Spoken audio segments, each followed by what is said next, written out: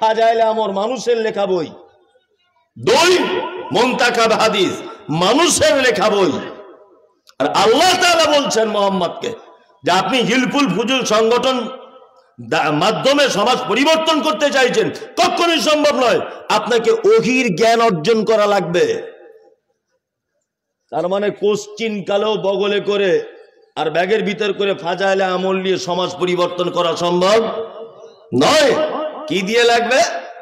পবিত্র আল কোরআন দিয়ে সম্ভব। একদিনও চাচাকে দেখলাম না যে নামাজের পরে বলছে বাকি নামাজ বাদ আপনারা সবাই বসে যাবেন, সূরা আসরের তাফসীর হবে। এটা একবারও বলছে না, একবারও এই কথা নাই। ডিসিশন ভুল, আপনি রং পথে চলছেন। এই দ্বারাতে সমাজ পরিবর্তন করা যাবে না। সমাজ পরিবর্তন করতে গেলে ওহীর জ্ঞান, আল কোরআনের জ্ঞান দ্বারাতেই সম্ভব।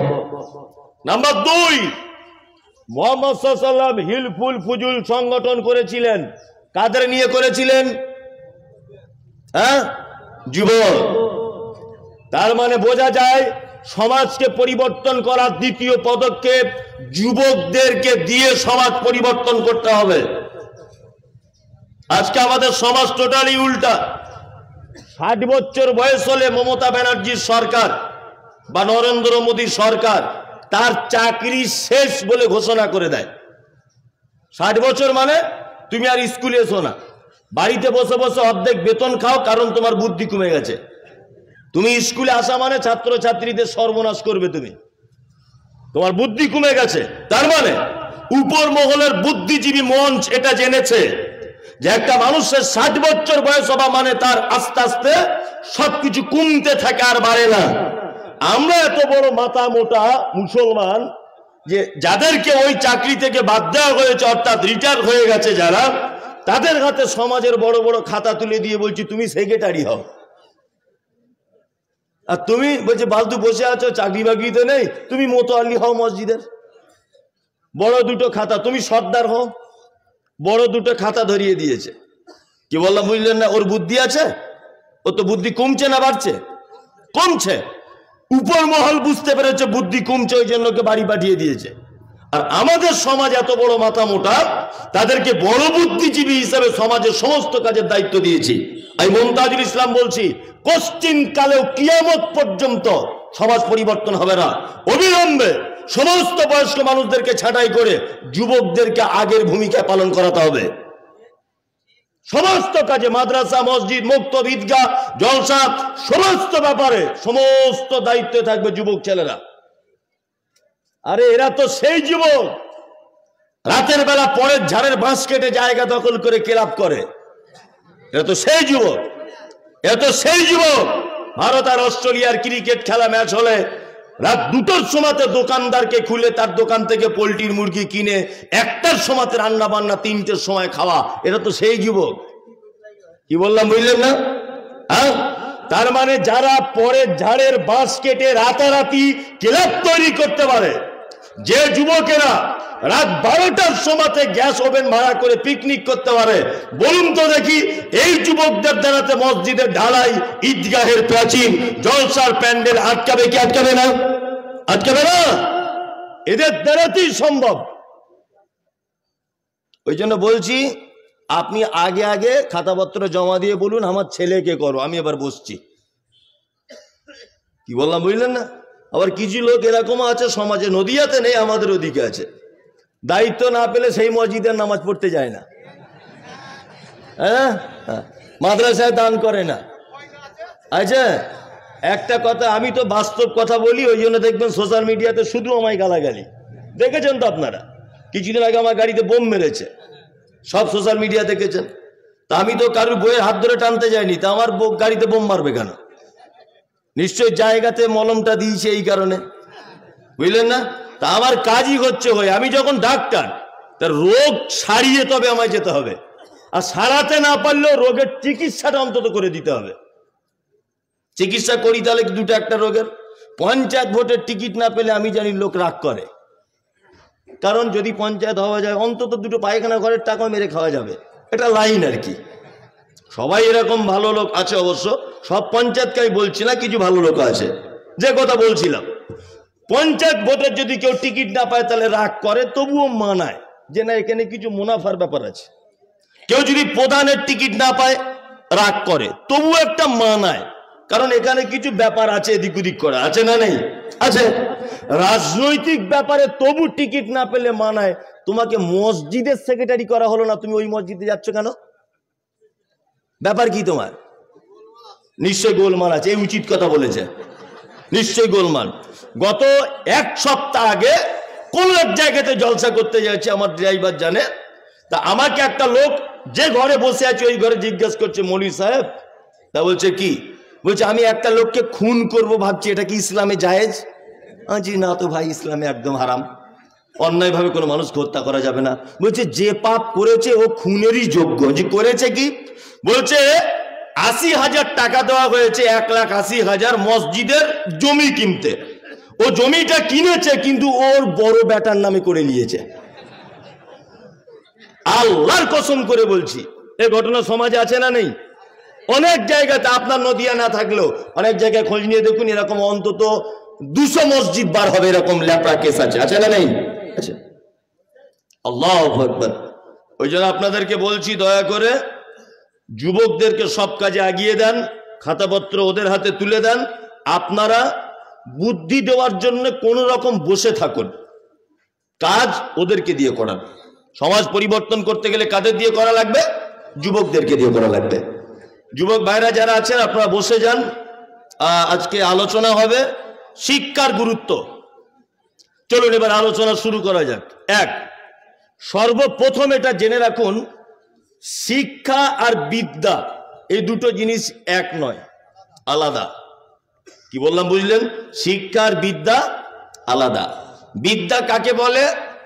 ওইখানে তোর দাদির কবর, ডালিম গাছের তলে, আর ৩০ বছর ভিজায় রেখেছি ২ নয়নের জলে, এর নাম বিদ্যা।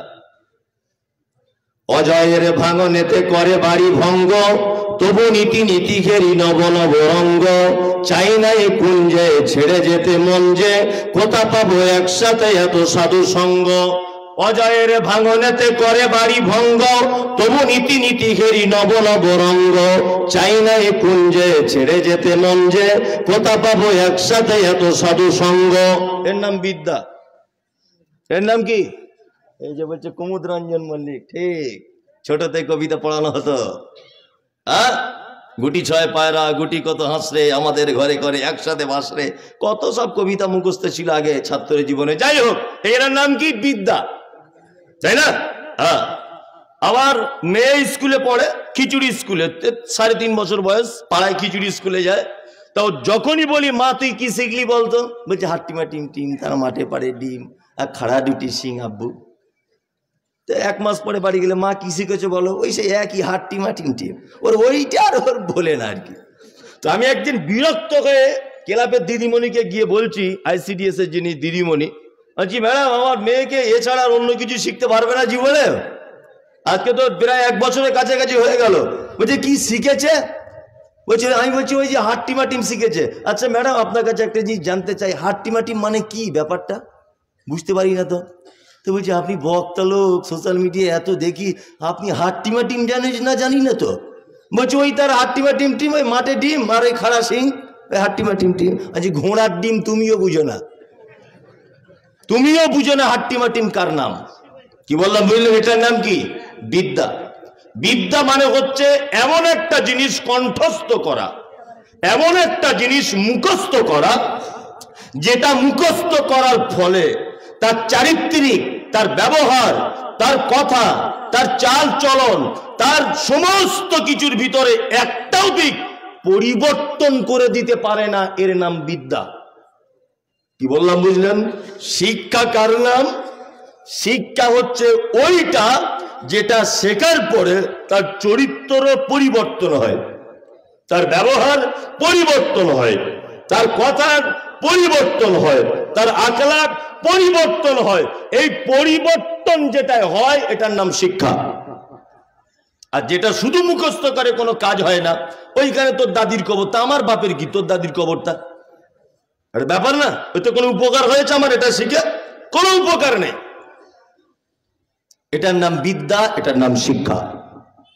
এবার আপনাকে আবার বলছি, শিক্ষা দুই প্রকারের। কয় প্রকারের? দুই। এক হচ্ছে দুনিয়াবী শিক্ষা, দুই হচ্ছে দ্বীনি শিক্ষা, অর্থাৎ যে শিক্ষা আখেরাতে কাজে লাগবে, তাই না? চলুন, এই দুটো শিক্ষার ভিতরে গুরুত্ব দিয়েছেন আল্লাহ কোনটা বেশি? আল্লাহ বলছেন কুল, নবী আপনি বলুন, হালি ইয়াস্তাবিল্লাযীনা ইয়ালামুনা ওয়াল্লাযীনা লা ইয়ালামুন।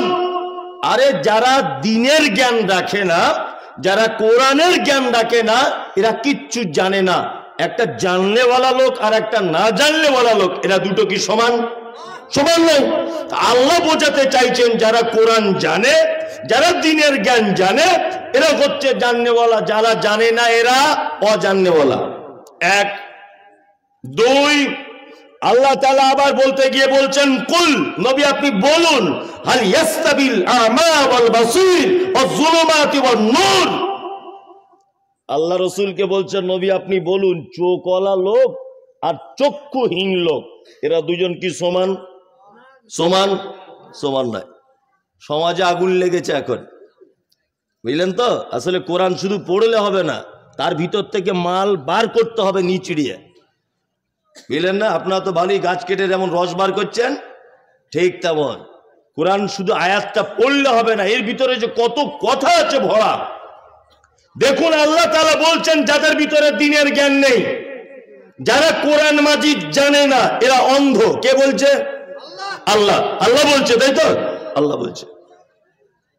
সারা পশ্চিম বাংলাতে আমি একটা সমীক্ষা করে দিচ্ছি, সমীক্ষাটা আপনি মেলান। প্রয়োজন হলে গাল যদি দিতে ইচ্ছা করে আমাকে সামনাসামনি দেবেন, এখনই দিয়ে দেন গাল, পিছনে কেউ গাল দিবেন না। আমি একটা সমীক্ষার কথা বলছি। সারা পশ্চিম বাংলায় যে সমস্ত মিশনগুলো জন্ম হয়েছে, বলুন তো এই মিশনারি শিক্ষাগুলো আজ থেকে 10-15 বছর আগে ছিল? ছিল না। তাহলে এদের এত রমরম করে বাজারটা গরম হচ্ছে কেন? আজকে 2 তলা, কালকে 3 তলা, তারপরের দিন 5 তলা, আজকে 2000 টাকা অ্যাডমিশন ফি, তারপরের দিন 20,000 টাকা ফি, তবুও মানুষ পিছনে হটে আসে না। অথচ আপনাদের এলাকায় নদিয়াতে যত মাদ্রাসাগুলো ছিল, সব মাদ্রাসাগুলো দেখবেন আজ থেকে 50 বছর আগে যেমন দীপ দীপ দীপ দীপ দীপ করছিল, আজও তেমনই করছে। হচ্ছে না? কারণ আছে। গোলাম হোসেন কোনোদিন ভেবেছেন এগুলো? না। ওই জলসা হয়, দান তোলে, 5,000 টাকা দিয়ে চলে এলেন। কোনোদিন ভেবেছেন? ভাবার আপনার টাইম নেই, কথাগুলো ভাবুন। মিশনগুলি এত উচ্চ রঙের পৌঁছে যাচ্ছে তার একটা কারণ, এই মিশনগুলি যারা পরিচালনা করেন তারা হচ্ছেন এক শ্রেণীর জেনারেল লাইনের শিক্ষিত লোক। কি বললাম বুঝলেন? দেখবেন মিশনের যিনি মালিক, নয় তিনি একজন প্রফেসর আগে ছিলেন, নয় তিনি একজন কি বলবো মাস্টার, নয় তিনি একজন উচ্চ শিক্ষিত জেনারেল লাইনের। এইরকম লোকেরা কিন্তু সব মিশনের দায়িত্বগুলো থাকে না? থাকে। তার মানে বোঝা যায় যে কাজের লোক তাকে সেই কাজে দিলে ডেভেলপ হওয়ার সম্ভাবনা আছে। আছে না নেই? আমি মমতাজুল ইসলাম জীবনে কোনোদিন ফুটবল বুঝি না, ফুটবল কোনোদিন বুঝি না। তা আমি এই জানকীনগর গ্রামে ঢুকেছি, তা আমি সব জায়গায় বক্তা। তা গ্রামের যুবক ছেলেরা বলছে, হুজুর আজকে রেফারিটা আপনি করুন, আজকে রেফারিটা আপনি করুন, আপনি সম্মানী লোক এসেছেন। না, আমার হাতে বাঁশিটা তুলে দিয়েছে। 16 দলের টুর্নামেন্ট, 16 দলীয়। আচ্ছা বলুন তো, ম্যাচটা শেষ পর্যন্ত পৌঁছাবে না তার আগে 4-5 জন বহরমপুর হসপিটাল ভর্তি হয়ে যাবে? ভর্তি হয়ে যাবে। কারণ কি বলুন তো? আমি তো বুঝি না হ্যান্ডবল কাকে বলে, কি করে থ্রো করতে হয় এ জ্ঞান তো আমার নেই। প্ল্যান্টি কাকে বলে তো আমি জানিই না। অফসাইড কি করে হয় এ জ্ঞান তো আমার নেই। আছে? নেই। এ জ্ঞান রেফারির আছে, ওকে দিয়ে খেলাটা শেষ পর্যন্ত চালাতে হবে। এটা হচ্ছে জ্ঞানী লোকের পরিচয়, তাই না? মাদ্রাসাগুলো দীপ দীপ করছে কেন? আল্লাহ তাআলা বলছেন কুল হাল ইয়াস্তাবিল আমা ওয়াল বাসীর, যার ভিতরে দ্বীনের জ্ঞান নেই এরা অন্ধ। আই মমতাজুল ইসলাম 2 চোখে দেখতে পাই না, আমাকে যদি হাতে একটা 5 ব্যাটারির লাইট যদি ধরিয়ে দিয়ে বলা হয় এই লোকটাকে তুমি ওই রাস্তা পর্যন্ত পৌঁছে দাও, বলুন তো সম্ভব হবে? না। কারণ আমার লাইট কি আর দিনে কি রাতই বাকি, আমি তো অন্ধ। তা আমরা মাদ্রাসা মসজিদের যাদের দায়িত্ব দিয়ে রেখেছি, একটা লোক ইল্লা মাশাআল্লাহ ব্যতিক্রম কেউ থাকতে পারে, তার সিংহভাগ লোক তারা কোরআন হাদিসের জ্ঞান রাখে না। কি বললাম বুঝলেন না? হাদিস এবং কোরআনের জ্ঞান রাখে না। আল্লাহ বলছে যার কোরআনের জ্ঞান নেই সে অন্ধ। তাহলে অন্ধ লোককে যদি বিশাল একটা প্রতিষ্ঠানের দায়িত্ব দিয়ে দেওয়া হয়, ও প্রতিষ্ঠান সুষ্ঠুভাবে চলবে? ও বুঝবে কোন মাস্টারকে দিয়ে কোন সাবজেক্ট পড়াতে হয়, কোন বছরে কোন ছাত্রকে কোন ক্লাসে পড়ালে বেশি ভালো হয়? এটা ওর পক্ষে সম্ভব? সম্ভব নয়। অবিলম্বে সারা পশ্চিম বাংলার যত মাদ্রাসা আছে, আমি সোশ্যাল মিডিয়ার মাধ্যমে এটা বলতে চাইছি যে পশ্চিম বাংলার প্রত্যেক মাদ্রাসা বড় বড় আলেমদের হাতে তুলে দেওয়া হোক। আলেমদের হাতে যতক্ষণ না পর্যন্ত এই সমস্ত প্রতিষ্ঠানগুলো দায়িত্বের ভিতরে না থাকবে, কোশ্চিন কালেও এর থেকে সমাজ কিছু আশা করতে পারে না। খুব সাবধানে থাকবেন, এসব ব্যাপারগুলো ভাববেন। আল্লাহ তাআলা দ্বীনি শিক্ষার মর্যাদা দিয়েছেন। আল্লাহ নবী সাল্লাল্লাহু আলাইহি ওয়াসাল্লাম কি মর্যাদা দিয়েছেন? তিনি বলেছেন তালাবুল ইলমি ফারিজাতুন আলা কুল্লি মুসলিমিন, প্রত্যেক মুসলিম নরনারীর উপরে দ্বীনের শিক্ষা অর্জন করা ফরজ। এখানেও একটা আমাদের মাথাতে গোবর ঢুকে আছে আজও পর্যন্ত। আমরা ফরজ মানে ভেবেছি যে আমার বেটাকে 15 বছর যাবত মাদ্রাসায় পড়তে হবে আর পাগড়ি নিতে হবে। কি বললাম বুঝলেন না? তাছাড়া জান্নাত যাওয়া যাবে না। জি না, এর ব্যাখ্যা এরকম নয়। আপনার বেটা প্রাথমিক পর্যায়ের ইসলামের বেসিক জিনিসগুলো জেনে যাক। তাওহীদ কাকে বলে, শিরক কাকে বলে, সালাত কি করে আদায় করতে হয়, কিভাবে ঈমান চলে যায়, পিতামাতার সঙ্গে কেমন ব্যবহার করতে হয়। জি, এই ব্যাপারগুলো যদি আপনার বেটা সঠিক তাওহীদ, আকীদা, মানহাজ, এই ব্যাপারগুলোতে যদি তার সঠিক জ্ঞান থেকে থাকে, অবশ্যই সে আল্লাহর নবীর এই হাদিস পালন করে ফেলেছে। তারপরে আপনার ছেলে ডাক্তার হোক, মাস্টার হোক, ইঞ্জিনিয়ার হোক, ব্যারিস্টার হোক, উকিল হোক, সবকিছু আপনার বেটা হোক, কোনো আপত্তি নেই। কি বললাম বুঝলেন না?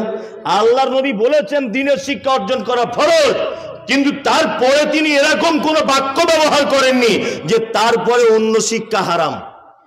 এটা বলেছেন না। ওই জন্য আপনাকে আমি একটা কথা বলে দিচ্ছি, যারা শিক্ষিত মানুষ তারা ভালো করে বুঝতে পারবেন।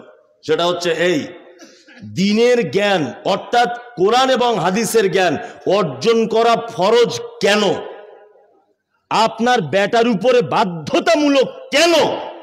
এই মুমতাজুল ইসলাম বলছি, আপনার বেটা বেটির ভিতরে যদি দ্বীনের জ্ঞান না থাকে, খোঁজ নিয়ে দেখুন আপনার বেটা বেটি দুজনাই বেঈমান হয়ে গেছে।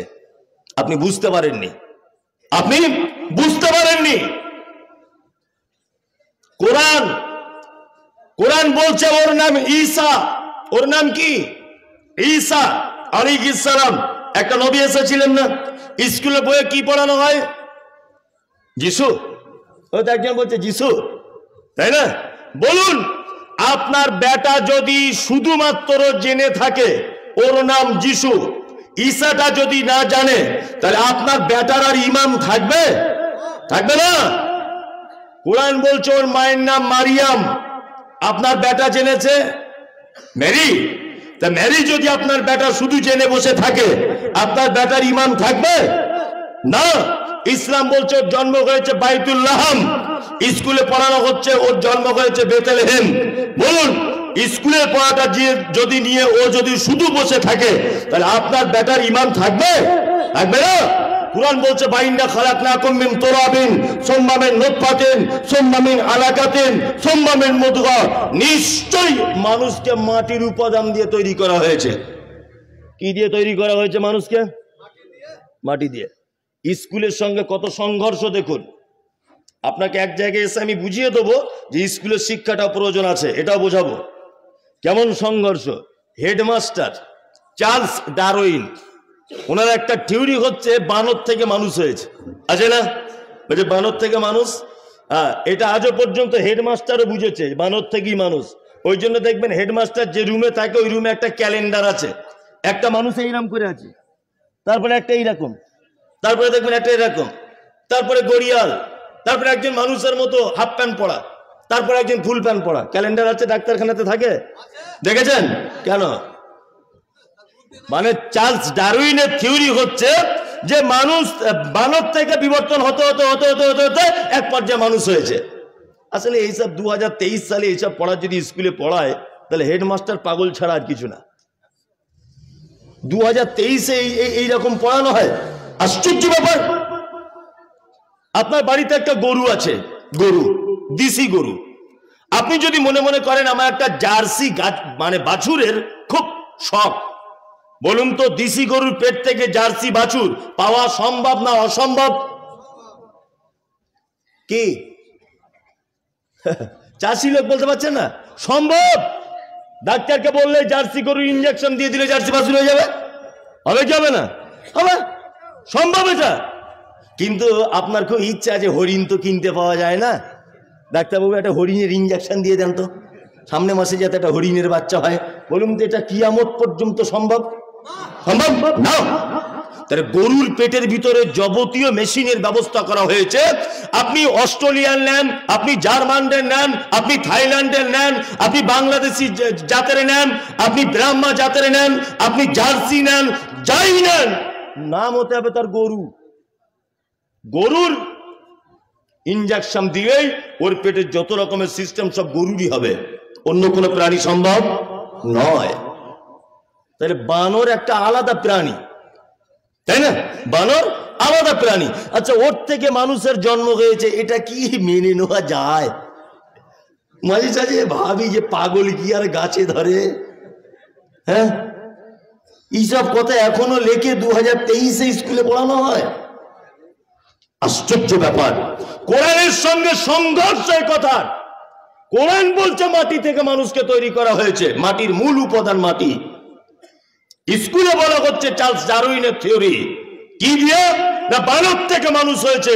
বলুন আসমান এবং জমিন ডিফারেন্স হচ্ছে কি হচ্ছে না? হচ্ছে। আপনার বেটা যদি শুধু চার্লস ডারউইনের থিওরি বানর থেকে মানুষ হয়েছে এইটা যদি জেনে বসে থাকে, আপনার বেটার ঈমান থাকবে না যাবে? যাবে। তার মানে আমি মমতাজুল ইসলাম বলতে চাইছি, আপনার বেটা যেমন চার্লস ডারউইনেরটাও শিখবে, ঠিক তেমন কোরআনেরটাও যেন জানে। আপনার বেটা স্কুলে যেমন এটা শিখবে ওর নাম যিশু, আপনার বেটা এটাও যেন শেখে ওর অরিজিনাল নাম ঈসা। কি বললাম বুঝলেন? এই দুটো জ্ঞান রাখতে হবে। যদি শুধু একটাই পড়ে যান তাহলে কে বিপদ। আমরা কিন্তু একটাতেই পড়ে আছি, একটাতে পড়ে আছি না? পড়ে আছি। আর আমি আপনাদেরকে একটা সমীক্ষা বলে দিচ্ছি। আমার বয়স আমার মায়ের হিসাব অনুযায়ী 32+। কি বললাম বুঝলেন? এই 33 আমার পা দিয়েছি। 90 সালে আমার জন্ম। আপনাদের থেকে একটা দিক আমার সব থেকে বেশি। এখানে যতজন আছেন, লেখাপড়া না, টাকা পয়সা না, ভালো গাড়ি তাও না, ভালো বাড়ি তাও নয়, অনেক মানুষের সঙ্গে মেশা আর অনেক জায়গায় ভ্রমণ করার একটা এক্সট্রা নলেজ আমার ভিতরে আছে, যা আপনাদের নেই সবার।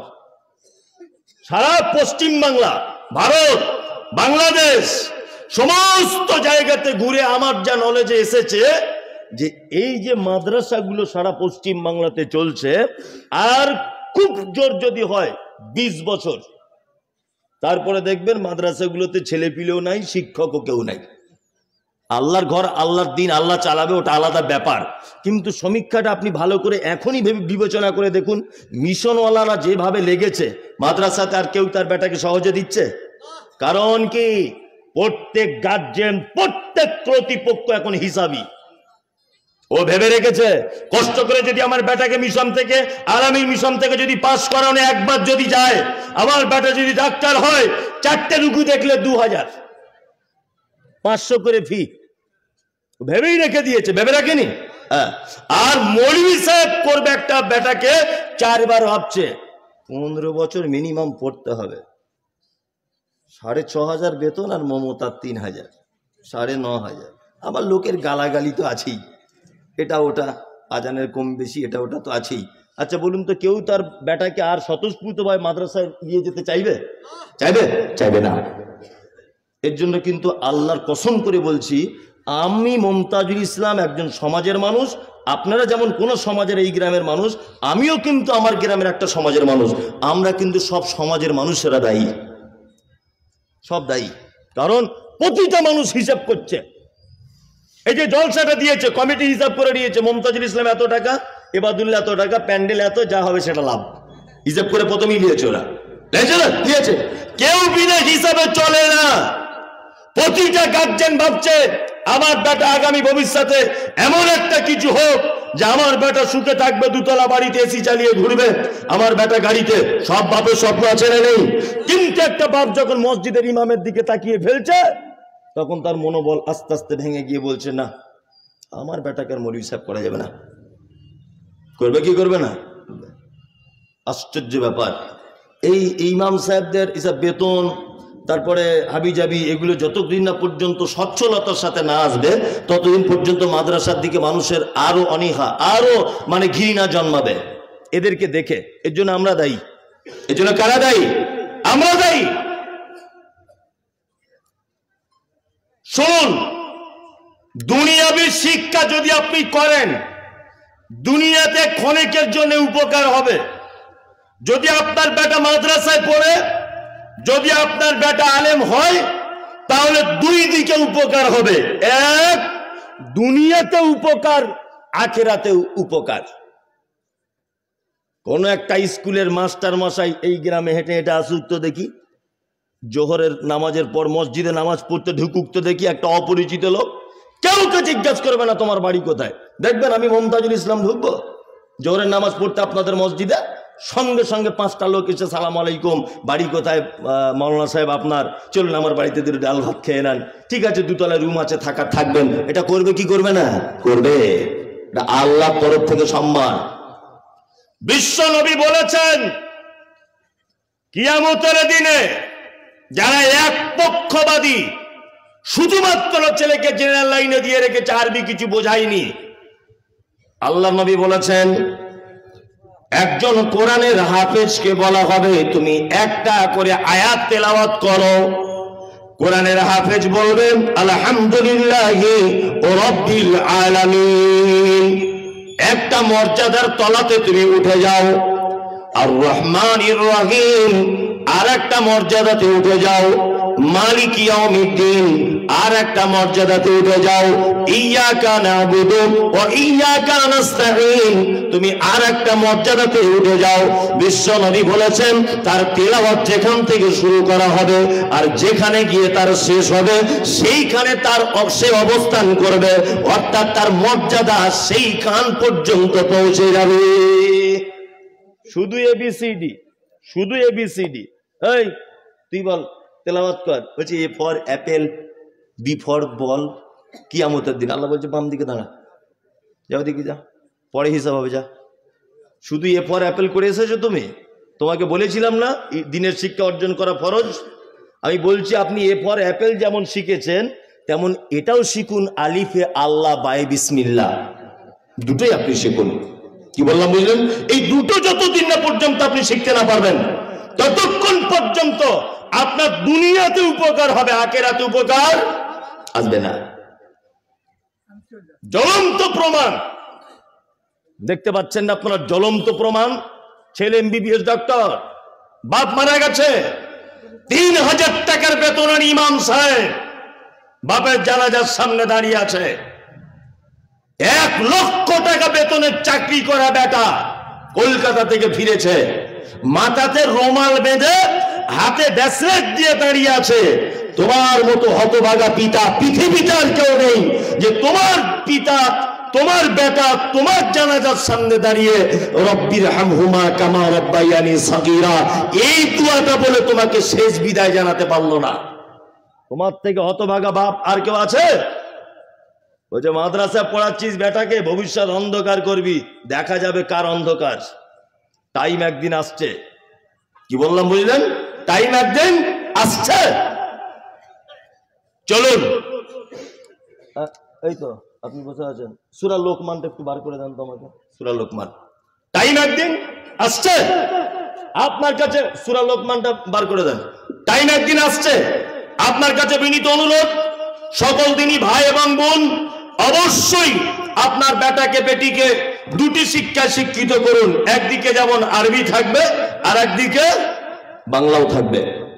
আপনাদেরকে এবার একটা কথা বলি, আচ্ছা বলুন তো, শিক্ষিত মানুষদের মর্যাদা আল্লাহ দিয়েছেন কি দেননি? কথা বলুন। দিয়েছেন। কেমন করে মর্যাদা দিয়েছে আল্লাহ সুবহানাহু ওয়া তাআলা? কেমন মর্যাদা দিয়েছেন এই দেখুন, আপনাকে দেখাই। প্রথম নম্বরে হচ্ছে এই আদম আলাইহিস সালামকে আল্লাহ তাআলা তৈরি করলেন। আদমকে তৈরি করার পরে আল্লাহ তাআলা বলছেন, ওয়া আল্লামা আদম আল আসমাআ কুল্লাহা সুম্মা আরাদাহুম আলাল মালাইকাতি ফাকালা আনবিউনি বিআসমাই হাউলাই ইন কুনতুম সাদিকিন। আল্লাহ আদমকে তৈরি করার পরে বলছে, আদম এই, এটার নাম আপেল, এটার নাম বেদানা, এর নাম কলা, এর নাম আঙ্গুর, এর নাম বেগুন, এর নাম নদিয়ার গুড়, খাজুরের, সব কিছু নাম শিখিয়ে দেওয়া হলো। এ টু জেড নাম আদমকে বলে দেওয়া হলো। ফেরেশতাদেরকে ডাকা হলো, ডেকে ফেরেশতাদেরকে বলা হচ্ছে, তোমরা বলো এইসব জিনিসের নামগুলো বলো। ফেরেশতারা তখন বলছেন যে আল্লাহ, আপনি যতটুকুন আমাদেরকে জানিয়েছেন ততটুকুন পারবো, আর বেশি পারবো না। তখন আল্লাহ আদমকে বলছে, আদম তুমি বলো। আদম তখন বলছে, এটা গুড়, এটা বেগুন, এটা আদা, এটা রসুন, এটা মূলো, এটা অমুক, এটা তমুক, সব বলে দিল। তখন আল্লাহ তাআলা কি বলছেন ফেরেশতাদেরকে, এই আদমকে সিজদা কর। একজন মাত্র করলো না, মিস্টার ইবলিস, মিস্টার ইবলিস সবাই সিজদা করে দিল, তাই না? আচ্ছা, আদমকে সিজদা করানো হলো কেন? দুটো এর ব্যাখ্যা।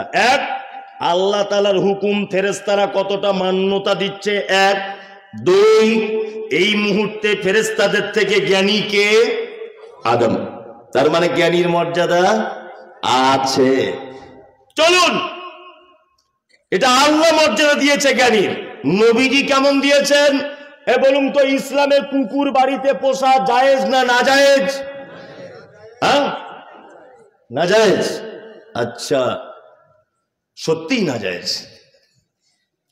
এক, নবীজি বলেছেন কেউ যদি বাড়িতে ঢং করে যদি কুকুর যদি রাখে, প্রত্যেক দিন তার আমল নামা থেকে 2 কিরাত অর্থাৎ 2 উহুদ পাহাড়ের সমান নেকি মাইনাস হয়ে যাবে।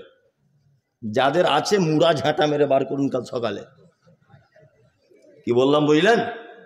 একদম বাড়িতে কুকুর রাখা যাবে না। তবে এই দিকে আবার মজার হাদিসটা শুনুন। প্রশিক্ষণ প্রাপ্ত কুকুর যদি হয়, যে মালিকের মাল কোনটা বুঝে আর বেমালিকের মাল কোনটা, এই জ্ঞান যার আছে। দুই, যাকে ট্রেনিং দেওয়া হয়েছে যে এইটা এই ঘরের ছেলে আর এইটা ওই বাড়ির ছেলে, যে কুকুর এটা বুঝতে পারে।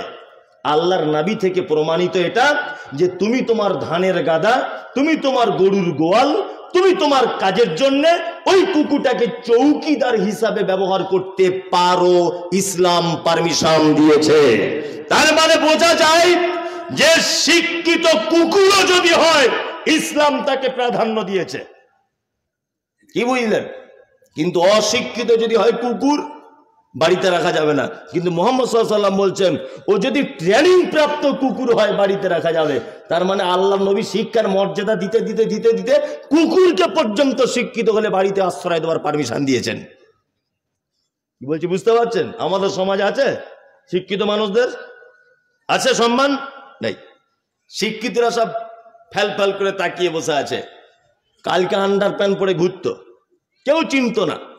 কি করে হঠাৎ করে লটারিতে 1 কোটি টাকা পেয়ে গেছে, বলছে ওই হবে সেক্রেটারি। হচ্ছে কি হচ্ছে না? অথচ একটা দীর্ঘদিনের নামাজি, 5 ওয়াক্ত নামাজ পড়ে, সবকিছু করে, কেউ তাকে দাম দেয় না। দাম দেয়? দাম দেয় না। আল্লাহু আকবার। এই আপনারা যশোর রোডে, এখানে অনেক ড্রাইভার আছে গাড়ির, আছে না? আচ্ছা, যশোর রোডে গাড়ি চালান তো, যেটা বারাসাত NH-34 থেকে ঘুরে বারাসাতের দিক দিয়ে বনগাঁর দিকে চলে যাচ্ছে যশোর রোড। যশোর রোডে এটা ইউটিউবার ভাইরা যেন এটা যেন না থাকে বলে দিলাম, তাহলে আমায় খুব মারবে। এই যশোর রোডে একটা হোটেল আছে, নাম বলবো না আমি, বামনগাছি চৌমাথা, বলে দিচ্ছি, বামনগাছি চৌমাথা পার করে বাম দিকে নিচে হোটেল, উপরে বার আর মদের দোকান। একটা পাক্কা 2 বার হজ করা লোক হাজি সাহেবের, সত্যি বলছি, হাজি সাহেব, এবং উনি মসজিদের একজন সেক্রেটারি। আল্লাহর কসম যদি মিথ্যা কথা বলি, আমি ড্রাইভার ভাইদেরকে গোপনে বলে দেবো, নামটা জেনে গিয়ে খোঁজ নিয়ে আসবেন। এই বড় বড় দাড়ি, কাউন্টারে বসে আছে, মদ বিক্রি হচ্ছে। আশ্চর্য ব্যাপার। হ্যাঁ, একদম রাইট, একদম ও চেনে, ও নামটা বলে দিয়েছে, ও চেনে। যাই হোক, ও চেনে হাজি সাহেব মদ বিক্রি করছে। কি আশ্চর্য ব্যাপার! তার মানে সমাজ দেখেছে ওর অর্থ বেশি আছে, অযোগ্য হলেও কোনো অসুবিধা নাই। কি বললাম বুঝলেন? আপনার কাছে বিনীত অনুরোধ, শিক্ষিত মানুষদের সম্মান দিতে শিখুন। এই জাতি অধঃপতনের একটা মূল কারণ হচ্ছে যে যোগ্য মানুষদেরকে যোগ্য স্থানে বসায়নি। অনেক সময় আমরা শিক্ষিত মানুষদের একদম মর্যাদা দিই না। আমি দুনিয়াবি কথা দিয়ে আপনাকে কিছু মগজ ধোলাই করে দিচ্ছি, এগুলো বলা প্রয়োজন। প্রয়োজন আছে না নেই? আছে। এই মমতাজুল ইসলাম MBBS, আপনাদের গ্রামে ভোটে দাঁড়িয়েছি নির্দল থেকে। MBBS ডাক্তার, আমি নির্দল থেকে দাঁড়িয়েছি। আর একজনা দাঁড়িয়েছে, কিছু লেখা, এক কলম লেখাপড়া জানে না, ও দাঁড়িয়েছে রানিং পার্টি তৃণমূল থেকে। বলুন তো কে জিতবে? হ্যাঁ, কারণ আমি MBBS ডাক্তার, আমার পছন্দ হলো না, না আমার পছন্দ হলো না। এই গাধা গেছে পার্লামেন্টে, পার্লামেন্টে গিয়ে বলছে ত্রিপুরা যেমন মসজিদ ভাঙা হয়েছে, পশ্চিমবাংলা আজান বন্ধ করে দাও।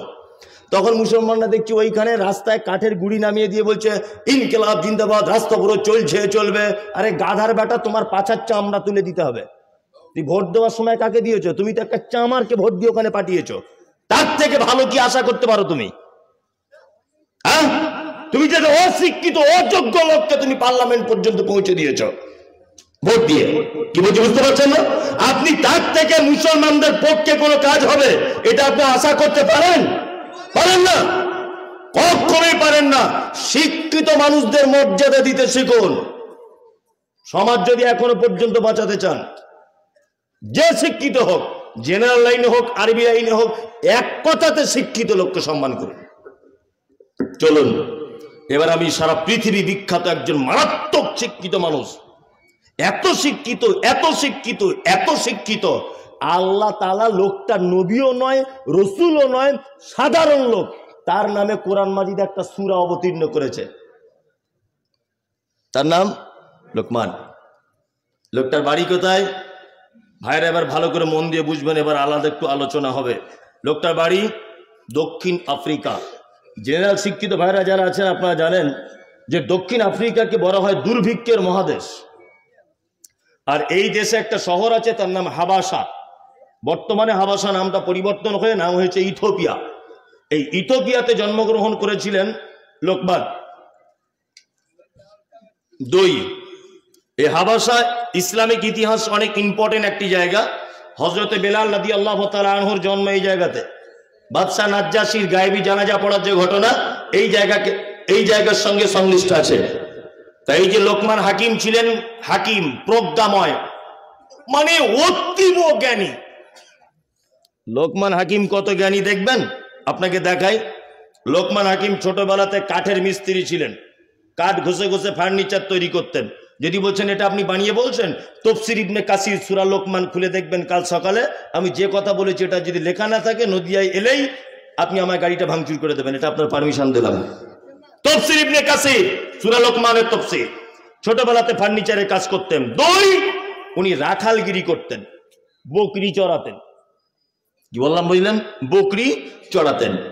লোকমান হাকিম বকরি চড়াচ্ছেন, তার মালিক বলছে লোকমান, ওই লোকমান, বাড়িতে আজকে কি রান্না হয়েছে আমাদের?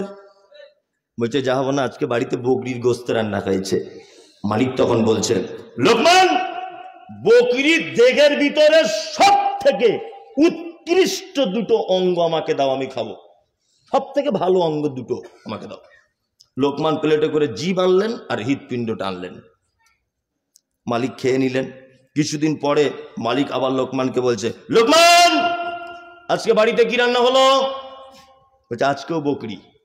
বলছে আজকে এক কাজ করো, বকরির দেহের সব থেকে নিকৃষ্ট দুটি অঙ্গ আনো, খাবো। আবার সেই জীব আর হৃৎপিণ্ডটা আনলেন। তখন বাড়ির মালিক অর্থাৎ বকরি মানে যে মালিক, সে বলছে লোকমান, এটা কেমন কথা? আগের দিন বললাম ভালোটা আনতে, তুমি এই দুটো আনলে, আবার আজকে খারাপ আনতে বললাম এই দুটো আনলে, কারণ কি? তখন লোকমান বলছেন মালিক, এই দুটি যার খারাপ হয়ে যায় তার পৃথিবীতেও অপমান, আল্লাহর দরবারেও অপমান। এই দুটি যার ভালো থেকে যায় সে পৃথিবীতেও সম্মান পায়, আল্লাহর দরবারেও সম্মান পায়। সারা পৃথিবীর মাটিতে যত সাম্প্রদায়িকতা, যত যুদ্ধ, যত যা কিছু, সমস্ত কিছুর মূলে এই জায়গাটা। আমি রাস্তা দিয়ে চলছেন আপনি, আমি আপনাকে বললাম ভাই একটু দাঁড়ান তো। আচ্ছা বলুন তো, আপনি আমার দিকে ফিরে দাঁড়াবেন কি দাঁড়াবেন না? দাঁড়াবেন। আপনি হাঁটছিলেন, আমি পিছন দিয়ে যদি বলি এই শালা একটু দাঁড়াতো, আপনি কি করবেন? ফাটাম করে বাঁ হাতের একটা চর, 440 ভোল্টেজে। তারপরে আমিও এক চর মারবো। এক পর্যায়ে দুজনা মারপিট করতে করতে ওর ছেলে আসছিল, দেখা হয়েছে, ওর বাপের হয়ে লড়ছে, তারপরে আমার ছেলে এসে লেগে গেল, এক পর্যায়ে মাথা ফাটাফাটি হলো, তাই না? তাহলে মূল উৎপত্তি হয়েছে কোন জায়গায়? এই যে দাদা একটু দাঁড়ান, শালা একটু দাঁড়ান, তাই না? তার মানে বোঝা যাচ্ছে এই জায়গাটা যার ভালো সে দুনিয়াতেও সম্মান পাবে, আখিরাতেও সম্মান পাবে। যার এই জায়গাটা খারাপ সে দুনিয়াতেও অপমান হবে, আখিরাতেও অপমান হবে। লোকমান হাকিম এত জ্ঞানী ছিলেন, আল্লাহ সুবহানাহু ওয়া তাআলা তাফসীরের ভিতরে বলা হচ্ছে লোকটা দেখতে কালো, কুচকুচে, ঠোঁটটা লম্বা, নিচের দিকে ঝোলা ঠোঁট, পাখির বাসার মতো চুল, আফ্রিকার লোকদের দেখতে যেমন হয়। কিন্তু আল্লাহ তাআলা লোকটাকে মর্যাদা বাড়াতে বাড়াতে বাড়াতে কোরআন মাজিদে পর্যন্ত তার বেটাকে যে উপদেশ দিয়েছে সেই উপদেশটাও নোট করেছেন, আর তার নিজের নামে সূরা অবতীর্ণ করে দিয়েছেন। তার মানে বোঝা যায় তোমার কত টাকা আছে, টাকার বিনিময়ে তোমার সম্পদ বাড়ে না, সম্মান বাড়ে না। কটা তোমার লরি আছে তার জন্য তোমার সম্মান বাড়বে না। তুমি কত হ্যান্ডসাম, স্মার্ট, এই কারণে তোমার সম্মান বাড়ে না। সম্মান বেড়েছে কিসের কারণে? শিক্ষা, যোগ্যতা, প্রজ্ঞা। এই কারণে আল্লাহ তাআলা তাকে কোরআন মাজিদ পর্যন্ত পৌঁছে দিয়েছে একজন কালো কুচকুচে লোককে। আমি মমতাজুল ইসলাম এখানে এসেছি, আমার বাড়ি কি উত্তর 24 পরগনাকে ভালোবাসেন বলে ওই জেলার লোক বলে এনেছেন, না লোকটা কিছু বলতে পারে বলে এনেছেন? কিছু বলতে পারে বলে এনেছেন। আমার আব্বা নাম লিখতে জানে না, ওকে কেউ চিনে না, কিন্তু আপনি আমার কথা বলুন, আল্লাহর কসম, দেমাক অহংকার নয়, বোঝানোর জন্য বলছি, সারা বাংলার একটা বাচ্চা ছেলেও বলবে মমতাজুল ইসলামকে চিনি। বলবে কি বলবে না? বলবে। তাহলে এই জায়গা পর্যন্ত আমি বা আমার আগে যিনি বক্তা, আজকের যিনি সভাপতি, মসজিদের যিনি ইমাম, এই জায়গাগুলো পেয়েছে কিসের কারণে? তাদের ভিতরে কিছু যোগ্যতা রয়েছে। তাই বাচ্চা ছেলেকে স্যার বলে অফিসে ঢুকতে হয়, হয় কি হয় না? হয়। কারণ কি? ওর ভিতরে শিক্ষা রয়েছে। তোমার শিক্ষা নেই, তোমার 10 পয়সাও দাম নেই। লোকমান হাকিম তার বেটাকে যে শিক্ষা দিয়েছে, আল্লাহ এত পছন্দ করেছে যে ওই শিক্ষাটা কোরআন মাজিদে লিপিবদ্ধ করেছেন। আমি একটা একটা করে আপনাদেরকে শিক্ষাটা বলবো, ইনশাল্লাহ আজকে বাড়ি গিয়ে আপনি আপনার বেটাকে, আপনার বেটিকে দেবেন। হাত তুলুন কারা কারা। বক্তব্যের সঙ্গে যেন মুনাফিকি না হয়। এই বলে দেবেন, আপনার বেটা বেটিকে বলে দেবেন তো? ইনশাল্লাহ বলুন। ইনশাল্লাহ। এক, লোকমান হাকিম তার বেটাকে বলছেন, وَإِذْ قَالَ لُقْمَانُ لِابْنِهِ وَهُوَ يَعِظُهُ يَا بُنَيَّ لَا تُشْرِكْ بِاللَّهِ إِنَّ الشِّرْكَ لَظُلْمٌ عَظِيمٌ। লোকমান হাকিম উপদেশের ছলে তার বেটাকে ডেকে বলছে, ইয়া বুনাইয়া, হে আমার বেটা, লা তুশরিক বিল্লাহ, কখনোই যেন আল্লাহর সঙ্গে কাউকে শরীক করে দিও না। ইন্না শিরকা লাযুলমুন আযীম, নিশ্চয়ই পৃথিবীতে যত পাপ আছে শিরক হচ্ছে সবথেকে বড় পাপ। তাহলে পরিবারকে সর্বপ্রথম বাঁচাতে হবে কোন পাপ থেকে? শিক্ষা দিচ্ছেন লোকমান হাকিম, শিরক। কাকে বলে? আল্লাহর যে ক্ষমতা আছে সেই ক্ষমতা পৃথিবীর অন্য কারো আছে, এটা মনে করা শিরক। আল্লাহর যে ক্ষমতা আছে এই ক্ষমতা পৃথিবীর অন্য কারো আছে, এটা মনে করা শিরক। রুজি মালিককে আল্লাহ, সুস্থতা অসুস্থতা, দারিদ্রতা সচ্ছলতা মালিককে আল্লাহ সুবহানাহু ওয়া তাআলা। এক কথাতে বোঝা যায় খায়রিহি ওয়া শাররিহি মিনাল্লাহি তাআলা, ভালো মন্দ, অভাব অনাটন, দুঃখ কষ্ট, সুখ স্বাচ্ছন্দ্য সবকিছু কার পক্ষ থেকে হয়? আল্লাহর পক্ষ থেকে হয়। আল্লাহ তাআলা লোকমান হাকিমের কথা নোট করে দিয়ে বলছেন, লোকমান হাকিম তার বেটাকে, বেটা কখনো শিরিক করে দিও না, পৃথিবীর সব থেকে বড় পাপ এটা। আপনাদেরকে মাঝখানে আর একটা কথা বলে রাখছি, শুনে রেখে দেন। নদিয়ার মানুষ সুরসার বেশি পছন্দ করে, এটা আমি জানি, তবে সবকিছুর পরিবর্তন হচ্ছে যখন আস্তে আস্তে, এইটার আস্তে আস্তে পরিবর্তন করতে হবে। তা একটা একটা করেই বলছি। এটা আপনারা জন্ম থেকে একটা ব্যাপার শুনে আসছেন যে কিয়ামতের দিনে যারা কলেমা পড়েছে তারা কোনো না কোনো একদিন জাহান্নাম থেকে মুক্তি পেয়ে জান্নাতে যাবে। শুনেছেন কি জানেননি? শুনেছেন। আচ্ছা, জাহান্নাম থেকে মুক্তি পেয়ে জান্নাতে যাবে, এরা কারা? এরা এক শ্রেণীর ইমানদারেরা। যদি বলছেন ইমানদারও তারা জাহান্নামে যাবে, জি যাবে। ওই ইমানদারেরা জাহান্নামে যাবে যারা ইমান আনার পরেও কাবিরা পাপ করেছিল।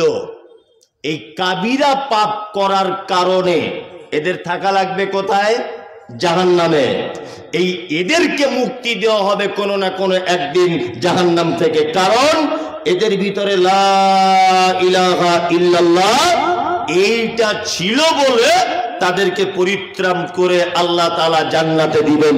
কিন্তু দুর্ভাগা ওই লোক, যে লোক শিরিক করা অবস্থায় মারা গেছে, ও কিয়ামত পশ্চিম কাল পর্যন্ত জীবনে কোনোদিন জাহান্নাম থেকে মুক্তি পাবে না। একটা লোক নামাজ পড়েনি, লোকটা জাহান্নামে যাবে, কিন্তু কোনো না কোনো একদিন লোকটা আবার জান্নাতে যাবে। লোকটা ব্যভিচার করেছে, জাহান্নামে যাবে, কোনো না কোনো একদিন লোকটা কিন্তু জান্নাতে যাবে। সুদ খেয়েছে লোকটা, জাহান্নামে যাবে, কিন্তু কোনো না কোনো একদিন লোকটা জান্নাতে যাবে। কিন্তু কোন লোক যদি শিরিক করা অবস্থায় যদি মারা যায়, পশ্চিম কালেও কখনো কোনোদিন জাহান্নাম থেকে আর মুক্তি পাবে না। যদি এটা আহলে হাদিস গেরাম, এখানে শিরিক চলে না, চলে। তারপরেও দেখবেন কিছু ছেলে, কিছু বাড়ির মেয়েরা শিরক করে, করে না? করে। ইয়াং ছেলে, যুবক ছেলে হাতে লাল সুতো পরে ঘুরছে। আরে সুতো কেন? বলছে মমতাজুল সাহেব আজমির শরীফের সুতো। যে আজমির শরীফের সুতো মানে ব্যাপারটা বুঝলাম না। বলছে আমার মা বলে দিয়েছে এটা হাতে বেঁধে থাকলে গাড়ি অ্যাক্সিডেন্ট থেকে বাঁচা যায়। মানে ওরে পাগল, আজমিরি কি আর সুতোর ফ্যাক্টরি আছে? ওই বর্ধমান হুগলিতে ঝুট মিলে সুতো তৈরি হয়, আর ওই সুতো সব প্যাকিং হয়ে চলে যায় আজমিরে, নিয়ে ওইখান থেকে বিক্রি হয় লাল কালারিং করে। ওতে তো কুকুরেও পেচ্ছাপ করে ঝুট মিলে। চাষি যখন পাট মেলে দেয়, দেয় না, পেচ্ছাপ করেন অনেক সময়, তো ও তোমার কি অ্যাক্সিডেন্ট থেকে বাঁচাতে পারে? বাঁচাতে পারে? শিরক পৃথিবীতে খুব বড় পাপ, ভয়ঙ্কর পাপ। অন্য পাপ করলে আল্লাহ এত রেগে যায় না, শিরক করলে যত রেগে যায়। আপনার স্ত্রী খুব সুন্দরী, চরম সুন্দরী। আচ্ছা বলুন তো, আপনার স্ত্রী যে সুন্দরী, এতে আপনার কোনো অবদান আছে? আছে? নাই। কার অবদান? আল্লাহ। স্ত্রী হলো কি করে? ইমাম সাহেবকে 500 টাকা বিয়ে পড়াতে দিয়েছি, 2000 টাকা মোহর দিয়েছি, ও আমার বউ হয়ে গেছে। আর এই বাজার থেকে একটা বেনারসি শাড়ি দিয়ে দিয়েছেন, এ বউ ও আপনার, তাই না? 3 মাস সংসার পাতি করলেন, সংসার করার পরে আপনি রাজমিস্ত্রি খাটতে চলে গেলেন ওই কলকাতার দিকে। 4 মাস পরে বাড়ি এসেছেন। এই যে 4 মাস বাড়ি ছিলেন না, এর মাঝখানে আপনার ছোট ভাইয়ের সঙ্গে আপনার বইয়ের, মানে যেটাকে বলে পাড়া গ্রামে ভাষায় কড লাইন না কি বলে, এরকম একটা কড লাইন হয়ে গেছে। 4 মাস পরে আপনি বাড়ি এসেছেন, এসে দেখছেন আপনার ছোট ভাই আপনার সুন্দরী বইয়ের গলা ধরে এরকম ঘরের মধ্যে দুজনা বসে আছে বা শুয়ে আছে। বলুন তো আপনার রাগ হবে কি হবে না? আপনার বইয়ের গলা ধরে আপনার ছোট ভাই বসে আছে, রাগ হবে কেন? এত রাগ কিসের? ও তো নিজের ভাই রে বাবা। যদি একটু গলা ধরেই ভাবি বলে, তাও রাগ, তাও রাগ। কেন এত রাগ কিসের? কিসের এত অধিকার? যে তোমার বউয়ের গায়ে কেউ হাত দিলে তোমার জ্বালা ধরে যায়, তোমার বউ হাসি ঠাট্টা করে কারোর সঙ্গে কথা বললে তোমার জ্বালা ধরে যায়, কিসের অধিকার? কি দিয়েছ তুমি ওকে? 500 টাকা বিবাহ পড়ানোর জন্য দিয়েছ, 2000 টাকা মোহর দিয়েছ, একটা বেনারসি শাড়ি দিয়েছ। এই 2-3টে জিনিস দেওয়ার ফলে এত অধিকার তোমার যে তোমার বউয়ের দিকে কেউ ফিরে দেখলে তোমার রাগ হয়, তাই না? অক্সিজেন যেটা গ্রহণ করেন এটা কার দেওয়া দান? আল্লাহ। এই যে এটা যদি মোটরসাইকেলের কোনো পার্টস হতো এরকম, তাহলে গ্রিস দিতে হতো প্রতি মাসে মাসে, তো জং লেগে যেত না? যারা গাড়ি চালায় ভালো বুঝে, হ্যাঁ, জং লেগে যেত। জন্ম থেকে মৃত্যু পর্যন্ত এই ফোল্ডিং সিস্টেম, এই যে ফোল্ডিং, হাঁটুতে দাঁত বার করে হাসছেন আপনি, আমি হাসির কথা বললাম না, আল্লাহকে চেনার একটা বড় মাধ্যম বলছি এটা, যে আপনি স্রষ্টাকে চিনুন, যে সে কত বড় দয়া করেছে আপনাকে। এটা যদি কোনো ব্যাটারির সাহায্যে যদি চোখটা চলতো, কত ব্যাটারি পাল্টাতে হতো বলুন? জন্ম যেদিন দিয়েছে মৃত্যুর আগ পর্যন্ত এর চার্জ ফুরাবে না। এই যে গিরিশ মৃত্যু পর্যন্ত দেওয়া লাগবে না, আগে থেকে সব সেটিং করে দিয়েছে, সব কিছু দিয়েছেন আল্লাহ। তুমি যে জমিনে চলো, জমিনটা আল্লাহ। তুমি যে পানি পান করো, এটা আল্লাহ। তুমি যে সূর্যের তাপ গ্রহণ করো, এটা আল্লাহ। তুমি যে অক্সিজেন গ্রহণ করো, এটা আল্লাহ। তোমার চোখের আই পাওয়ার, এটা আল্লাহ। তোমার টোটাল বডিটাই দান কার? আল্লাহ।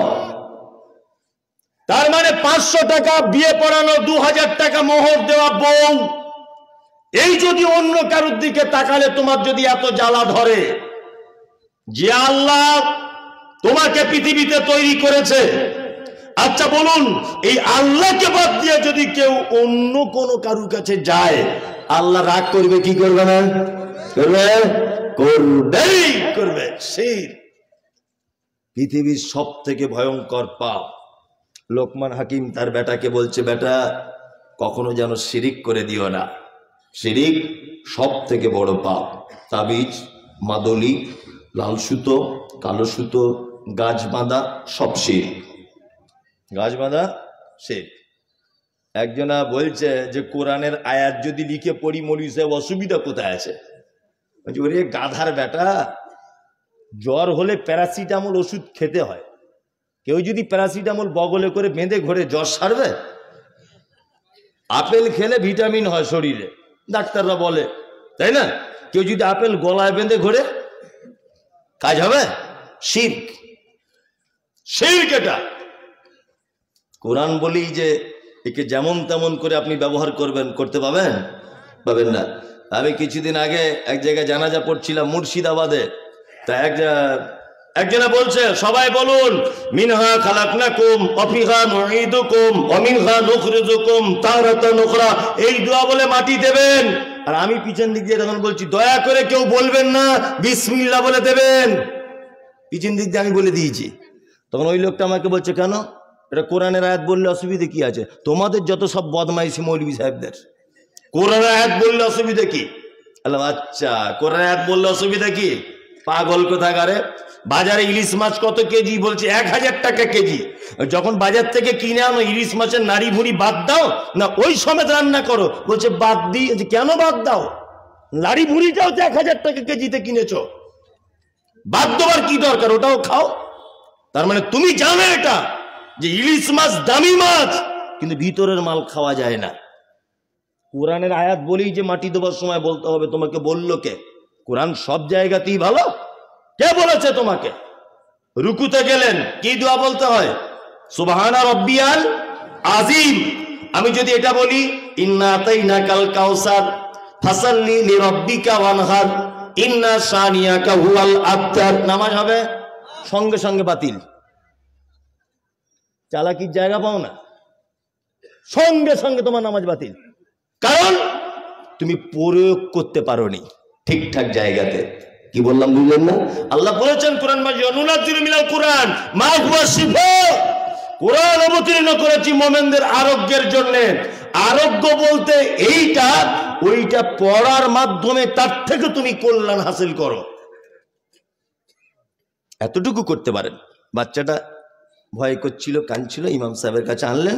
ইমাম সাহেব আলহামদুলিল্লাহ রাব্বিল আলামিন আর রহমানির রহিম মালিকি ইয়াউমিদ্দিন ইয়্যাকা না'বুদু ওয়া ইয়্যাকা নাস্তাইন পড়ে ফুঁক দিয়ে দিতে পারে, এতে কোনো বাধা নেই, চলবে, অসুবিধা নেই। তবে এই ঝাড়ফুঁকের ব্যাপারেও যদি শিরকি কোনো দোয়া এসে যায় তাহলে চলবে না। আমাদের পাড়া গ্রামে আছে অনেক লোক পেচ্ছাপ করে পানি নেয় না, বলছে কোমরের ব্যথার খুব ভালো ঝাড়ায়। এইরকম লোক আছে না? নাই আছে। ওর পাছার চামড়া তুলে দিতে হবে তোমায়, বিয়াদবি করার জায়গা পাও না। কি বলে তুমি ঝাড়াও? হে কি মন্ত্র বলো? শিরক, চলবে না। কোমরে ব্যথা হোক, ক্যান্সারের রোগী হোক, আর আপনার কেটে যাওয়া হোক, কলেরা হোক, ডায়রিয়া হোক, সূরা ফাতিহা বলে ফুঁক দেন। কি বললাম বুঝলেন? সূরা ফাতিহা বলে ফুঁক দেন, আয়াতুল কুরসি বলে ফুঁক দেন, মুআব্বিজাতাইন, কুল আউযু বিরাব্বিন নাস, কুল হুয়াল্লাহু আহাদ, কুল ইয়া আইয়ুহাল কাফিরুন, কুল আউযু বিরাব্বিল ফালাক, এই চারটে পড়ে ফুঁক দেন, ইনশাআল্লাহ ভালো হয়ে যাবে। ও যে নামাজ পড়ে না, পেচ্ছাপ করে পানি নেয় না, ও বলছে কোমরের ব্যথা খুব ভালো ঝাড়ে। কি বলে ঝাড়ে? কি বলে? এটা কি? ও একদম ওর ভিতরে নিশ্চয়ই কোনো শিরকি কালাম আছে, আছে না? নেই? আছে। ওদের থেকে দূরে থাকবেন একদম। লোকমান হাকিম তার বেটাকে বলছেন, আওয়াসাইনাল ইনসানা লিওয়ালিদাইহি হামালাতুহু উম্মুহু ওয়াহানান আলা ওয়াহানিন ওয়া ফিসালুহু ফি আমাইনি আনিশকুরলি ওয়া লিওয়ালিদাইকা ইলাইয়াল মাসির। লোকমান হাকিম তার বেটাকে বলছে, বেটা তোমাকে দ্বিতীয় শিক্ষা দিচ্ছি, পিতা মাতার সঙ্গে কখনো অসৎ ব্যবহার করবে না। কারণ তোমার মা তোমাকে কষ্টের পর কষ্ট পেটে ধারণ করেছে, 2 বছর দুধ পান করিয়েছে, কখনোই আব্বা মায়ের সঙ্গে অসৎ ব্যবহার করবে না। নদিয়াতে অবশ্য করে না, সব বাপ মারা আলহামদুলিল্লাহ সুখে শান্তিতেই আছেন, তাই তো? বলছে করে। একজন এরকম মাথা লাগছে বয়স্ক লোক, মানে বেচারা খুব বিপদে আছে, বেটা বউদের কাছে খুব ভালো নেই। শুনুন একটা কথা বলি, হাসিয়েন না। পৃথিবীতে 2টো মানুষের সেবা করে জান্নাত পাওয়া যায়, তার নাম আব্বা, তার নাম মা।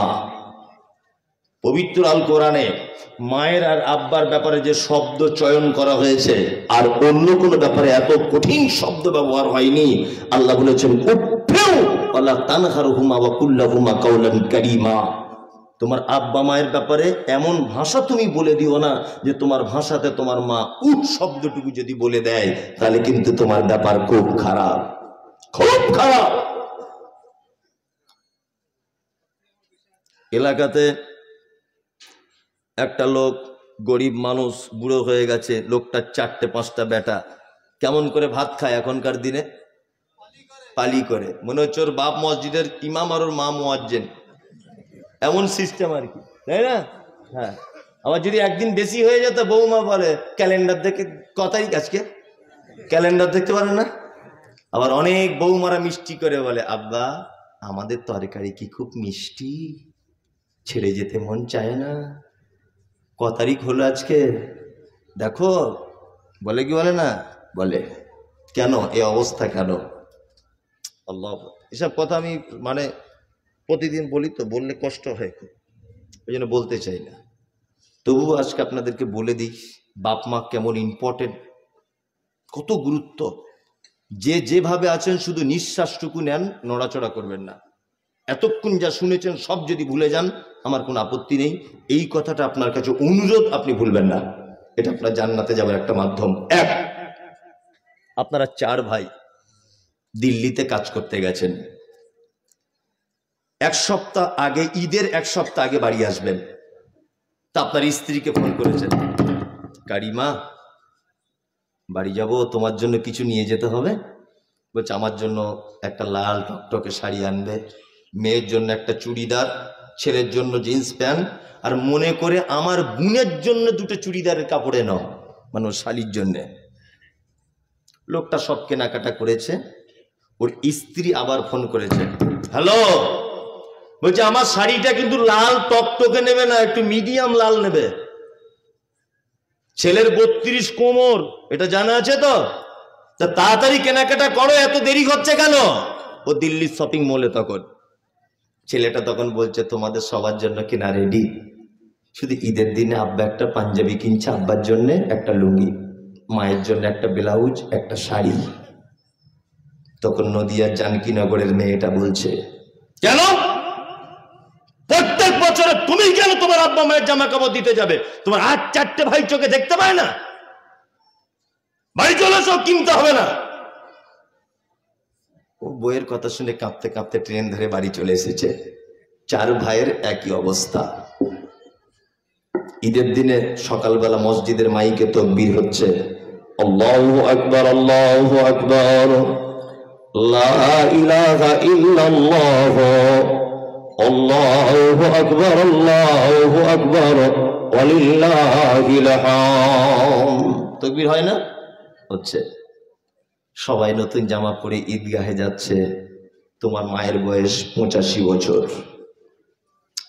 তোমরা 4 ভাই দুতলা বাড়ি করেছো বলে তোমার মা দুতলা সিঁড়ি দিয়ে উঠতে পারে না বলে 4 ভাই যুক্তি করে তোমার মাকে সিঁড়ির তলাতে মশারি টাঙিয়ে রেখে দিয়েছে। তোমার আব্বার বয়স 90 বছর, চোখে কম দেখে, কানে কম শোনে। সবাই যখন বাড়ি ফাঁকা হয়ে ঈদগাহে চলে গেল, তোমার মা তখন মশারিটা তুলে কাঁপানো কাঁপানো কণ্ঠে দিয়ে বলছে, আব্দুল্লাহর আব্বু, তুমি যাবে না ঈদের নামাজ পড়তে? বলছে, যেতে তো ইচ্ছা করে, কিন্তু কে কলের পানিটা টিপে দেবে বল? নতুন পাঞ্জাবিও খুঁজে পাচ্ছি না কোথায় রেখেছি। তোমার 85 বছরের মা তখন হিচড়ে কুচড়ে উঠে বাক্সের ভিতর থেকে গত বছরে তোমার বড় বোনের দেওয়া একটা পাঞ্জাবি, ওই পাঞ্জাবিটা তোমার আব্বাকে আগিয়ে দিয়ে বলেছো, একটু যাও, বছরে একবার অন্তত ঈদগাহটুকু যাও। তোমার আব্বা ঈদের নামাজ পড়া হয়ে গেছে, হাতে লাঠি নিয়ে টলতে টলতে কাঁপতে কাঁপতে কাঁপতে তোমাদের বাড়ির মেন গেটে পর্যন্ত এসে পৌঁছেছে। দুপুর 2টো বাজে। আপনার বাড়িতে শালা শালি আত্মীয় স্বজন সবাই এসেছে।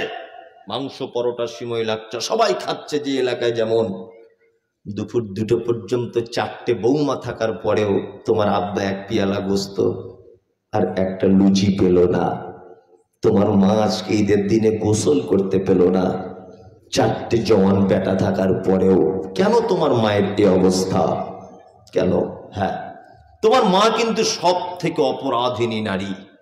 তোমার মায়ের আজকে এইরকম হওয়াই উচিত ছিল। তোমার মা যে খুব বদমাইশ, খুব বদমাইশ মেয়ে তোমার মা। তোমার মায়ের বদমাইশিগুলো একটা একটা করে বলি। জানকীনগরের সব থেকে পর্দানাসীন মহিলা ছিল তোমার মা। জীবনে কোনোদিন কোনো পরপুরুষকে মুখ খুলে এরকম ভাবে দেখেনি তোমার মা, কোনোদিন দেখতো না। তোমার মা জানকীনগরে কোনো পরপুরুষকে মুখ দেখিয়েছে এটা রিপোর্ট নেই। কিন্তু তোমার মতো অপদার্থ ছেলেকে জন্ম দিতে গিয়ে পলাশীর হাসপাতালে পরপুরুষ ডাক্তারের সামনে ছায়া ব্লাউজ খুলে উলঙ্গ হয়ে বেডে শুতে হয়েছিল। যে মা মুখ দেখাতো না পরপুরুষকে, তোমার মতো বেটাকে জন্ম দিতে গিয়ে তার সব থেকে গোপনের অঙ্গটা পরপুরুষ ডাক্তার বাবুকে দেখিয়ে দিয়েছিল, লজ্জা করেনি। তোমার মায়ের বদমাইশিটা বলি। তোমার মায়ের মাথার চুল কালো কুচকুচ কুচকুচ কুচকুচ করত, হাঁটু পর্যন্ত দুলত। পাড়ার অন্য মেয়েরা তোমার মায়ের মাথার চুল দেখতে আসতো। তোমার মতো অপদার্থ ছেলেকে জন্ম দিতে গিয়ে হসপিটালের বেডে কালো চুলগুলো লাল রক্তের জমাট বেঁধে গিয়েছিল। এটা তোমার মায়ের দ্বিতীয় অপরাধ। তোমার মায়ের 3য় নম্বরের অপরাধ, তোমার মা ছিল ভীতু প্রকৃতির নারী। জীবনে কোনোদিন হাতে ইঞ্জেকশন পর্যন্ত দিতে পারতো না, এত ভয় করত। কিন্তু তুমি যখন পেটে এসেছো, ডাক্তার বাবুর কাছে তোমার মা দাঁড়িয়েছে। ডাক্তার বাবু মেশিন দিয়ে পেটটা চেক করে দিয়ে বলছে, মা তোমার বাচ্চা সোজাসুজি থাকার কথা, টেঁড়া হয়ে লেগে আছে পেটের ভিতরে। 1 ঘন্টার মধ্যে যদি বাচ্চা কেটে না বার করা হয় তুমি মারা যাবে, বাচ্চা মারা যাবে।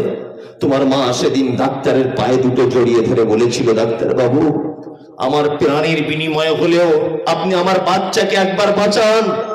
যে মা ইনজেকশন দিতে ভয় করে, সেই মা জীবিত অবস্থায় তোমার মায়ের সাদা হাঁসের ডিমের মতো ফর্সা পেট ডাক্তার বাবু ধারালো কাঁচি দিয়ে ক্যাচ করে কেটে দিয়ে তোমাকে পৃথিবীর আলো দেখানো হয়েছিল। সেই যে তোমার মায়ের মোটা সূচ আর সুতো দিয়ে পেট সেলাই, আজও ৮০-৯০ বছর বয়সে মশারির ভিতরে তোমার মা তার বেদনা অনুভব করে। এটা তোমার মায়ের ৩ নম্বরের অপরাধ। তোমার মায়ের ৪ নম্বরের অপরাধ, তোমার নানির বাড়ি ছিল উত্তর ২৪ পরগনাতে। এইখানে বাসে উঠেছে তোমার মা, বাসে খুব ভিড়, তোমার মা কোন রকম সিটে বসেছে, তোমার বয়স তখন ১.৫ বছর। সিটে বসেই তোমার মাকে বলছো, মা একটু দুধ দে না, মা খাই, একটু দুধ দে না। তোমার মা জানকীনগরের পর্দাশীল মেয়ে, কি করে বা বুকের ব্লাউজটা খুলবে? বাসের ভিতরে কত যুবক ছেলে, তুমি যখন বারবার বাধ্য করেছো, বিরক্ত করেছো, তোমার মা ব্লাউজের হুকটা খুলে দিয়ে বলছে, এ নাও বেটা দুধ খাও। একদিকে দুধের মোটা তোমার মুখে লাগিয়েছে, আর একদিকে মাথার কাপড় পড়ে যাচ্ছে বলে বারবার কাপড় ঠিক করছে। অসভ্য বাসের ভিতরে যুবকেরা তোমার মায়ের দিকে ফ্যাল ফ্যাল করে দেখছে। তোমার মা যদি সেদিনে একবার যদি বলে দিত, বেটা বাসের ভিতরে কি করে ব্লাউজ খুলবো, খুব লজ্জা করছে, আমি মমতাজুল ইসলাম বলছি, তোমার কচি কণ্ঠ নালী আটকে তুমি সেদিন মারা যেতে। চিকিৎসা বিজ্ঞানীরা বলেন, প্রত্যেক দিন একটা মা তার বাচ্চাকে ৮ বার করে দুধ পান করায়, একবারে ২৫০ গ্রাম দুধ পান করাতে হয়। কোরআনের ভাষা ৩০ মাস দুধ পান করতে হয়। ৫০ টাকা যদি দুধের কেজি হয়, একটা বাচ্চা তার মায়ের ৯০,০০০ টাকার দুধ পান করে। শুধু ৯০,০০০ টাকার তুমি দুধ পান করেছো তোমার মায়ের। তোমার আব্বাকে জানো? তোমার আব্বা হচ্ছে সেই পুরুষ, পৌষ মাসের কনকনে শীতে টোটো গাড়ি চালাতো, মেন রোডে গিয়ে দাঁড়িয়ে থাকতো, বাস থেকে কখন একটা প্যাসেঞ্জার নামবে, বাড়িতে দিয়ে এসে ১০০ টাকা পাবে, হ্যাঁ, আর ওই ১০০ টাকা তোমার পরীক্ষার ফিজ মেটাবে, এটা তোমার আব্বা। তুমি ভালো মিশনে পড়বে বলে দুর্গাপুরে গেছে ৬০ বছর বয়সে রাজমিস্ত্রির লেবার খাটতে, মাথাতে এরকম ভাবে বোঝা তুলে নিয়ে ২ তলা সিঁড়ি দিয়ে তোমার আব্বা কাঁপতে কাঁপতে উঠছিল, একটাই কারণ, আমার ছেলে মানুষের মতো মানুষ হোক। এটা তোমার আব্বা। কোরআন এদের মর্যাদা বাড়াতে বাড়াতে এই কথা বলেছেন, ইয়াসআলুনাকা মাযা ইউনফিকুন কুল মা আনফাকতুম মিন খাইরিন ফালিল ওয়ালিদাইন ওয়াল আকরাবিন ওয়াল ইয়াতামা ওয়াল মাসাকিন ওয়া বনিস সাবিল ওয়া মা তাফআলু মিন খাইরিন ফাইন্নাল্লাহা বিহি আলিম। আল্লাহ সুবহানাহু ওয়া তাআলার কাছে আল্লাহ সুবহানাহু ওয়া তাআলা পবিত্র কোরআনে বলছেন, ইয়াসআলুনাকা মাযা ইউনফিকুন। নবীকে জিজ্ঞাসা করা হচ্ছে, নবী আপনি বলুন, সারা পৃথিবীতে যত টাকা পয়সা আমরা খরচা করি, উত্তম খরচা করার জায়গা কোনটা?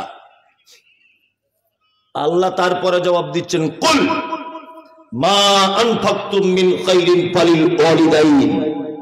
তুমি তোমার পিতামাতার জন্য যে খরচাটা করো, এটা হচ্ছে সব থেকে উত্তম খরচা। মোবাইলটা বন্ধ করুন ভাই, মোবাইলটা বন্ধ করুন। কি বললাম বুঝলেন? আপনি মাদ্রাসায় দান করলেন ১০০ টাকা, ১০০ নেকি হতে পারে। ২ মসজিদে দান করলেন ২০০ টাকা, ২০০টা নেকি হতে পারে। কিন্তু আজকে এখন এখান থেকে বাড়ি যাওয়ার সময় আপনার মা শীতকালে নামাজ পড়বে, যদি ১০০ টাকা দিয়ে একটা ওড়না যদি কিনে নিয়ে যান, ইনশাল্লাহ ১ লক্ষ নেকি হবে। কোথায় জান্নাত খুঁজছেন? কিছু লোককে দেখতে পাওয়া যাচ্ছে টাকা বেশি আছে, প্রত্যেক বছর ওমরা হজ করতে যাচ্ছে, প্রতি বছরে। চাচা তসবি গুনতে গুনতে বলছে, মৌলভী সাহেব এবারেও নিয়ত করেছি ইনশাল্লাহ পশ্চিম দিকে যাব বলছে। আর মা ৩ মাস পরে পরে পালি সিস্টেমে ভাত খায়। হাজি সাহেব খুব সাবধান, খুব সাবধান। এইখানে ভালো করে সেবা যত্ন করুন, জান্নাতে যাবার রাস্তা রেডি করুন, তবে প্লেনে করে মক্কায় যান, তার আগে নয়। অত সহজ নয়। আপনি ভাববেন না মনে হয় টাকা আছে বলে মক্কা থেকে ঘুরে এলাম আর জান্নাত আমার রেজিস্ট্রি করা হয়ে গেল, অত সহজ নয়। কি বললাম বুঝলেন? আগে এই জান্নাত ঠিক করুন, তবে ওইখানে জান্নাত। অত সহজ নয়। পিতামাতার সঙ্গে সদ্ব্যবহার করবে ইনশাল্লাহ, ইনশাল্লাহ, ইনশাল্লাহ।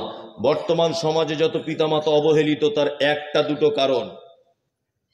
প্রথম নম্বর কারণ হচ্ছে বেটাকে দিনের শিক্ষা না দেওয়া। দ্বিতীয় কারণ বৌমা হিসাবে ভুল নারীকে নির্বাচন করা। কি বললাম বুঝলেন? নবীজি কি বলেছেন? নবীজি বলেছেন একটা নারীকে বিবাহ করবে 4টে গুণ দেখে। 1, সুন্দরী কিনা দেখো। 2, টাকা পয়সা আছে কিনা দেখো। 3, বংশমর্যাদা ভালো কিনা দেখো। 4, মেয়েটা দিনদারিতা আল্লাহ ভীরুতা আছে কিনা তুমি দেখো। 4টে গুণ, তাই না? আপনি আপনার বেটার বউ দেখতে গেছেন, গিয়ে বলছেন মা তোমার নাম কি? বলছে শেফালি খাতুন। বাহ, খুব সুন্দর নাম। তোর আব্বা কি করে মা? বলছে আমার আব্বার 4টে লরি আছে, আর পলাশির একদম মেন গেটের সামনে মেন রোডের উপরে 12টা দোকান। তোমরা কটা ভাই বোন? বলছে আমি বাপের একাই, আমার ভাইটাই কেউ নাই। এর আর মাথায় কাজ করছে না। এ তো মেয়ে সুন্দর দেখতে যায়নি, 12টা দোকান শুনেছে, ও ভাবছে সব আমার বেটা পেয়ে যাবে, আর মরলেই হলো একবার, বুঝলেন না? শেষের বারে জিজ্ঞাসা করছে মা তো বলছে কি কতটা লেখাপড়া জানো? বলছে উচ্চ মাধ্যমিক দিয়ে বাড়িতে বসে আছি। বলছে মা কলেজে ভর্তি হওনি? বলছে না কলেজে ভর্তি হয়নি। বলছে মা এখন তাহলে বাড়িতে বসে বসে কি করো? বলছে কিছু করি না, মাঝে সাঝে টিকটকে ভিডিও করি। তখন চাচা বাড়ি এসে ওর স্ত্রীকে বলছে শোনো, যাতা মেয়ে দেখি নাই, 12টা দোকান রোডের ধারে, 5টা লরি, মেয়ে লোকাল মেয়ে নয়, টিকটকের নায়িকাও বটে। বাড়ি এসে চাচিকে বলছে, চাচি তখন খুব সিরিয়াল দেখা চাচি, ও বুড়ো বয়সে খুব ভালো নেই, হ্যাঁ সিরিয়াল দেখা চাচি বলছে তাহলে এই বৌমাই ভালো। তুমি যদি টিকটকের নায়িকাকে বৌমা করে আনো, ঝাঁটা খেতে হবে না দই খাবে? ঝাঁটা, তোমাকে ঝাঁটাই মারবে। নবীজি বলেছেন তুমি একজন দ্বীনি শিক্ষায় শিক্ষিতা নারীকে তুমি যদি বিবাহের জন্য বৌমা হিসাবে নির্বাচন না যদি করো, সমাজে ফিতনা সৃষ্টি হবে, মারামারি লাগবে, সংসারে অশান্তি অরাজকতা দেখা দেবে। এ কথা বলছেন মুহাম্মদ সাল্লাল্লাহু আলাইহি ওয়াসাল্লাম। দিনদারি নারীকে আগে প্রাধান্য দেন। আর সত্যি দিনদারি মেয়ের দাম আছে, বললে হবে না। আমার তো মহিলা মাদ্রাসা আছে, সোশ্যাল মিডিয়া দেখেছে, কত ডাক্তার মাস্টার উকিল ফোন করছে, হুজুর একটা মেয়ে দেখে দেন না মাদ্রাসা থেকে। আর আমিও সেরকম লোক, দেখে দিতে পারি 1 লাখ টাকা লাগবে। 1 লাখ মেয়ের বাপকে তো দিতে হবে না, তোমাকে লাগবে আমার মাদ্রাসায় ডোনেট 1 লাখ, তবে ভালো মেয়ে পাবে। কেন অন্য জায়গায় মেয়ে ভালো পাচ্ছ না এখন? আমি বলে দিচ্ছি, মেয়ে এখন মাদ্রাসায় পড়ানো ছাড়া মেয়েকে আর ভালো রাখা যাবে না। বর্তমান যে সমাজ হয়েছে, ভালো রাখা সম্ভব বলুন? পিছনে পিছনে ঘুরবেন আপনি আপনার মেয়ের, আমি আমার মেয়েকে ভালো রাখতে পারবো না, কোনো সম্ভব নয়।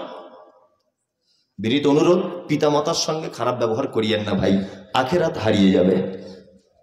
আখেরাতের দিককে লক্ষ্য রাখবেন, পিতামাতার সঙ্গে সেবা করবেন, যত্ন করবেন। শীতের দিনে কম্বল চাদর যেটা লাগবে এনে দেবেন, যেটা খেতে চায় মা, মায়ের পিছনে খরচা করবেন। পৃথিবীর উত্তম খরচা করার জায়গা হচ্ছে এটা। চলুন, তারপরে লোকমান হাকিম তার বেটাকে আরো অনেক কথা বলছেন, আমি সেগুলো বাদ দিয়ে মাঝখানে 2টো আয়াত বাদ দিয়ে তারপরে বলছি। লোকমান হাকিম তার বেটাকে বলছেন, ইয়া বুনাইয়া আকিমিস সালাতা ওয়া'মুর বিল মা'রুফ ওয়া নাহি আনিল মুনকার ওয়াসবির আলা মা আসাবাকা ইন্না যালিকা মিন আজমিল উমুর। বেটা সালাত আদায় করবে, নামাজ পড়বে। কি করবে? নামাজ পড়বে। নামাজ পড়েন তো আপনারা? পড়ছেন? 5 ওয়াক্ত পড়ছেন তো? হয়ে কারা 5 ওয়াক্ত কারা? আমি সব বলছি, সবে তো শুরু করেছি, এবার আপনি থামুন। কি দিই দেখুন ওষুধটা, হোমিওপ্যাথি ওষুধ। দাঁড়া, তার মানে নামাজি আছে অবশ্য, কিছু কম আছে, তাই না? কম। আমাদের বাজারে 4-5 কোয়ালিটির নামাজি দেখতে পাওয়া যায়।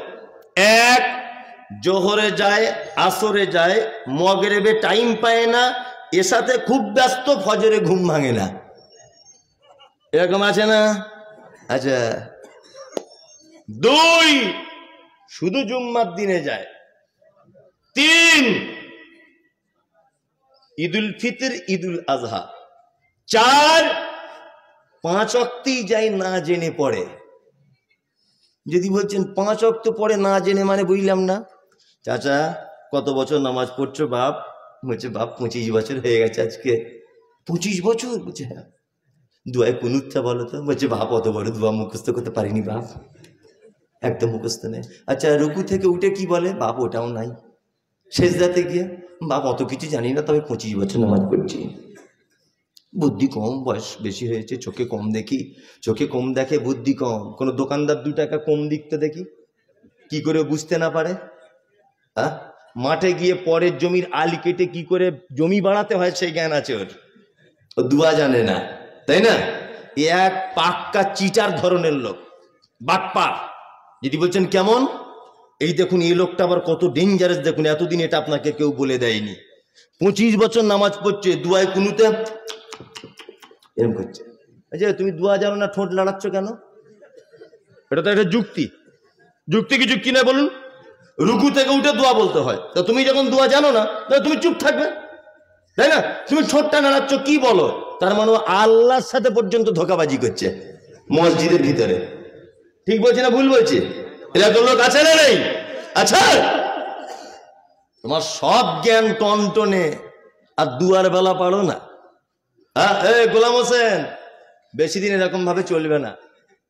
2 দিন 5 দিন 30 দিন 40 দিন লাস্ট নামাজ হয়ে যাবে, তারপর থেকে আর হবে না। বিনীত অনুরোধ, ছেলেকে বলুন একটা বাজার থেকে সঠিক দুয়ার বই কিনে এনে দিতে। অন্তত বইগুলো পড়ুন, অন্তত পড়ুন বইগুলো। 2 এক অক্তে যায় আর এক অক্ত যায় না, ভালো করে বুঝবেন। আর একটা কথা মাঝখানে বলে রাখছি, এ কথায় আমার কে রাগ করলেন আর কে আমাকে দাওয়াত করলেন ওটা আমি বেশি কিছু ভাবি না। ইদানিং আমাদের অনেক মসজিদ কমিটিতে যারা আছে এদেরকে দেখা যাচ্ছে যে এরাও কিন্তু অনেক মানুষ থাকে বেনামাজি, থাকে না? থাকে। এদেরকে কাল সকাল হতে হতে, যদি আপনাদের এখানে সেরকম থাকে, কাল সকালই মিটিংটাকে বাদ দিয়ে দেন। কারণ আল্লাহ কমিটি নির্বাচন করেছেন পবিত্র আল কোরআনে।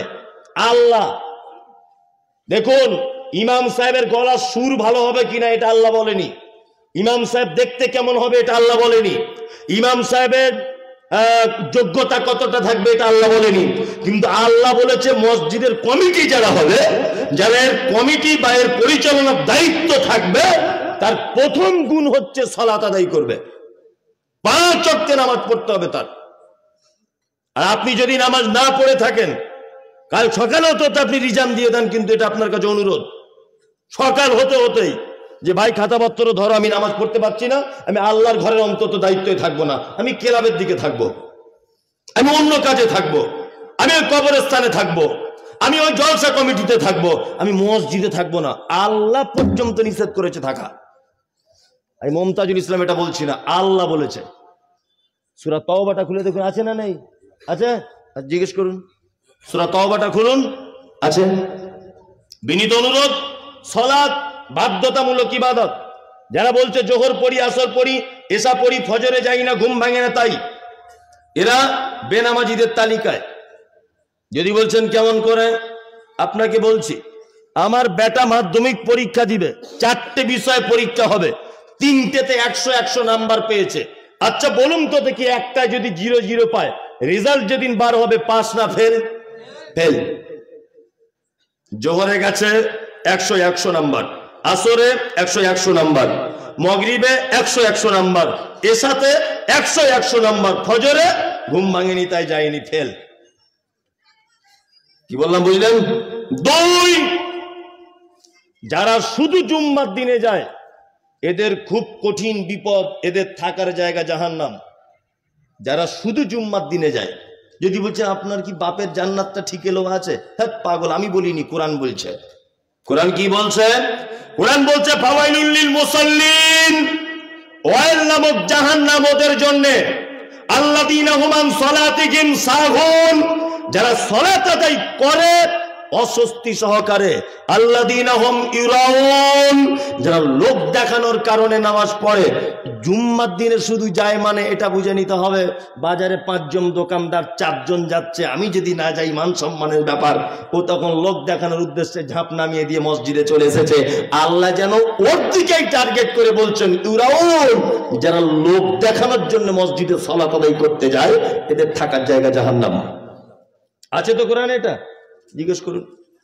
তা আমি শুধু অনুবাদ করে দিচ্ছি আপনাকে বাংলাতে। চলুন, কিছু লোক আছে আমাদের বাজারে, তারা বলে মৌলভী সাহেব আমি নামাজ পড়ি না, তবে ইমানের আমার কোনো ঘাটতি নাই, আছে না নাই? হ্যাঁ। আবার কিছু লোক বলে সারা জীবন নামাজ করে কি করলি তুই? হ্যাঁ, দাড়ি রেখে তোর কি উপকার হলো? দেখ, বিনা দাড়ি নামাজ না পড়ে দুতলা বাড়ি পারলি। অনেক লোক আছে না নেই? এই কথা যদি কেউ বলে সঙ্গে সঙ্গে সে বেঈমান হয়ে যাবে, তার আর ইমান থাকবে না। যদি বলছেন কেন? কেউ যখন নামাজ পড়ে না তার কাছে বলতে গেলে সে যদি এই কথাটা বলে, মৌলভী সাহেব খুব অন্যায় হয়ে যাচ্ছে, ভুল করছি, নামাজটা পড়তে পারছি না, এর অসুবিধা নেই, এ কাবিরা গোনা করছে সলাৎ ছেড়ে দিয়ে, কিন্তু এর ইমান আছে। কি বললাম বুঝলেন? কিন্তু যে লোকটা বলছে নামাজ পড়ে, আমাকে বারবার বলতে শোনা তো ভাই, তোমার নামাজ তুমি পড়ো, তোমার কবরে তুমি হিসাব দিবে, আমার কবর আমি দেবো, সবাই পড়বো না, ও বেঈমান হয়ে গেছে সাথে সাথেই। কারণ আগের লোকটা নামাজ স্বীকার করেছে, নিজের দোষ স্বীকার করে একটু নত স্বীকার করেছে, কিন্তু এই দ্বিতীয় লোকটা অঙ্গীকার করছে, ইনকার করছে নামাজকে, করছে না, তার মানে এর ইমান আর থাকলো না। কেউ যদি মনে করে দাড়ি ফাড়ি সব কথা বলিও না তো ভাই, আমাকে ভেবে নিতে হবে তোমার ইমান চলে গেছে। পর্দা, তোমার বউকে তুমি পর্দায় রাখো। মৌলভী সাহেবদের ইনকাম কম, ওই জন্য একটা বোরখায় 4 বছর চালায়, ওর বউরা সব বোরখা পরে পর্দা করবে, আমাদের ইনকাম বেশি, নিত্য নতুন ড্রেসপত্র পড়বে। যদি কেউ এই কথাটা বলে দেয় তাহলে তার ইমান চলে যাবে। তোমার বউ পর্দা করতে পারছে না, এটা তুমি লজ্জিত হয়ে তুমি বলো যে আমি করতে পারছি না, মৌলভী সাহেব দোয়া করবেন যাতে আগামীতে করতে পারি, এটা আলাদা বিষয়, তুমি ইনকার করতে পারবে না। খুব সাবধান। সালাত বাধ্যতামূলক কি ইবাদত, এই ইবাদত ছাড়া কোনো মানুষ জান্নাত যেতে পারে না।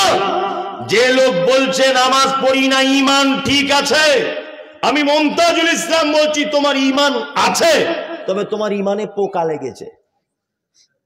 স্প্রে করতে হবে, সরিষা আলু যেমন স্প্রে করে তোমার ওখানে স্প্রে করতে হবে, তাছাড়া তোমার ঈমান পুরোটাই নষ্ট হয়ে যেতে পারে। নামাজ পড়বে না তার জান্নাত নাই। আল্লাহ তাআলা বলেন মা সালাকাকুম ফি সাকার, একজন সাকার নামক জাহান্নামীকে জিজ্ঞাসা করা হবে তুমি কেন সাকার নামক জাহান্নামে এসেছো? সে তখন বলবে ক্বালু লাম নাকু মিনাল মুসাল্লিন, সব ভালো কাজ ছিল ভাইরে, শুধু নামাজ পড়িনি তাই। তার মানে নামাজ না পড়লে থাকার জায়গা জাহান্নাম। পশ্চিম বাংলার একজন বিখ্যাত আলেম, নাম হলো আব্দুল হামিদ ফাইজি আল মাদানী, নাম শুনেছেন? আব্দুল হামিদ মাদানী নাম শুনেছেন? 200-র কাছাকাছি বই লিখেছেন। যদি আপনার বাড়িতে বইটা থাকে, পৃষ্ঠার নাম্বার বলছি, কাল সকালে দেখে নেবেন। বইটির নাম হচ্ছে জানাজা দর্পণ। কি বই? জানাজা দর্পণ। এই জানাজা দর্পণ নামক বইয়ে আব্দুল হামিদ মাদানী সাহেব কাদের জানাজা পড়া যাবে আর কাদের যাবে না এই ব্যাপারে লিখতে গিয়ে তিনি বলছেন, কোন লোক যদি সালাত আদায় না যদি করে, তার জানাজা যদি কেউ পড়তে পারে, তবে যেন দুয়াটা না করে। কি বললাম বুঝলেন? কোন বেনামাজি যদি মারা যায়, তার জানাজা যদি কেউ পড়তে পারে, যেন দুয়াটা না করে। কারণ আল্লাহুম্মা গফির লি হাইয়িনা ওয়া মাইয়িতিনা, আল্লাহ ক্ষমা করে দাও জীবিতদেরকে, ক্ষমা করে দাও মৃতদেরকে। অশাহিদিনা, আল্লাহ যারা উপস্থিত তাদেরকে ক্ষমা করে দাও, যারা অনুপস্থিত তাদেরকে ক্ষমা করে দাও, যারা বড় তাদেরকে ক্ষমা করো, যারা ছোট তাদেরকে ক্ষমা করো। আল্লাহ নারীদেরকে ক্ষমা করো, আল্লাহ পুরুষদেরকে তুমি ক্ষমা করো। এই যে দোয়াটা রয়েছে বন্ধুরে আমার, আল্লাহর ঘোষণা হচ্ছে এই মা সালাকাকুম ফি সাকার। একজন জাহান্নামীকে জিজ্ঞাসা করা হচ্ছে তুমি কেন জাহান্নামে আছো বলো? ও বলবে ক্বালু লাম নাকু মিনাল মুসাল্লিন, আমার সব ভালো কাজ, শুধু নামাজ পড়িনি। তার মানে অত্র আয়াত থেকে প্রমাণ হলো নামাজ না পড়লে তার থাকার জায়গা জাহান্নাম। জাহান্নাম যার ব্যাপারে আল্লাহ ডাইরেক্ট বলে দিচ্ছে, এইরকম কোন মানুষের জানাজায় যদি আপনি বলেন আল্লাহুম্মা গফির লি হাইয়িনা, আল্লাহ ক্ষমা করে দাও উপস্থিত মানুষদের, জীবিতদেরকে, ওয়া মাইয়িতিনা, আর যে মারা গেছে তাকে। জীবনে নামাজ পড়েনি তার জন্য যদি এই দোয়াটা করেন, তাহলে আল্লাহর উপরে চলে যাওয়া হয়ে যাচ্ছে না? আল্লাহ তো ঘোষণা করছে জাহান্নাম, আর আপনি বলছেন ওকে ক্ষমা করে দেন। এটা কেমন ব্যাপার হয়ে যাচ্ছে না? যাচ্ছে না। আমার কথা বলিনি, ওনার বই থেকে পড়ে এসে বলছি। তাহলে নামাজের কত গুরুত্ব বলুন তো, আছে না নেই? কোন মানুষ নামাজ ছাড়া জান্নাত যেতে পারবে? পারবে না। বিনীত অনুরোধ, কিছু করেন না করেন অন্তত পক্ষে 5 ওয়াক্তের জামাত সহকারে নামাজটা পড়ুন। ইনশাল্লাহ পড়ব। গাড়ি চালান তাই না, অনেক দূরে দূরে ভাড়া খাটতে যেতে হয়, এক সাইডে দাঁড় করিয়ে চট করে, আপনার তো ভালো সুবিধা, জোহরের নামাজ দেখছেন 4 রেখাত 2 রেখাত পড়ে নেন, আপনার তো খুব আরাম তাই না। আসরের 4 রেখাত, গাড়িটা একটু বাম দিকে সাইড করে দিয়ে 2 রেখাত পড়ে নেন, আপনার ছুটি। সুন্নত পড়তে হবে না, কিচ্ছু পড়তে হবে না আপনার, শুধু আসরের 2 রেখাত কসর পড়ে নেন, আপনার ছুটি। জোহরের কিছুই পড়তে হবে না, শুধু 2 রেখাত কসর করে নেন আপনি। কি বলে, অন্তত মুসলিম থেকে যাবেন। কি বললাম বুঝলেন? অন্তত পক্ষে কি থেকে যাবেন? মুসলিমটুকু থেকে যাবেন আপনি, ইসলাম থেকে খারিজ হবেন না। খুব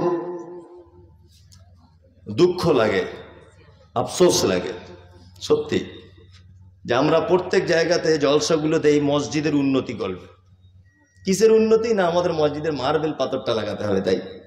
আচ্ছা বলুন তো, মাটির মসজিদে নামাজ পড়লে নেকি কম আর মার্বেলে পড়লে নেকি বেশি, এরকম কোনো ব্যাপার আছে? আছে তাই। তা আপনার মার্বেলের উপরে এত কেন আপনার টেনশন? এসব কই মসজিদের সর্দার সাহেব, মসজিদের ইমাম সাহেব, মসজিদের যারা পাক্কা মুসল্লি, তারা মিলিয়ে কই এটা তো বলে না চলো প্রতিদিন আমরা টার্গেট করব 5 জন করে নামাজি বাড়াতে হবে,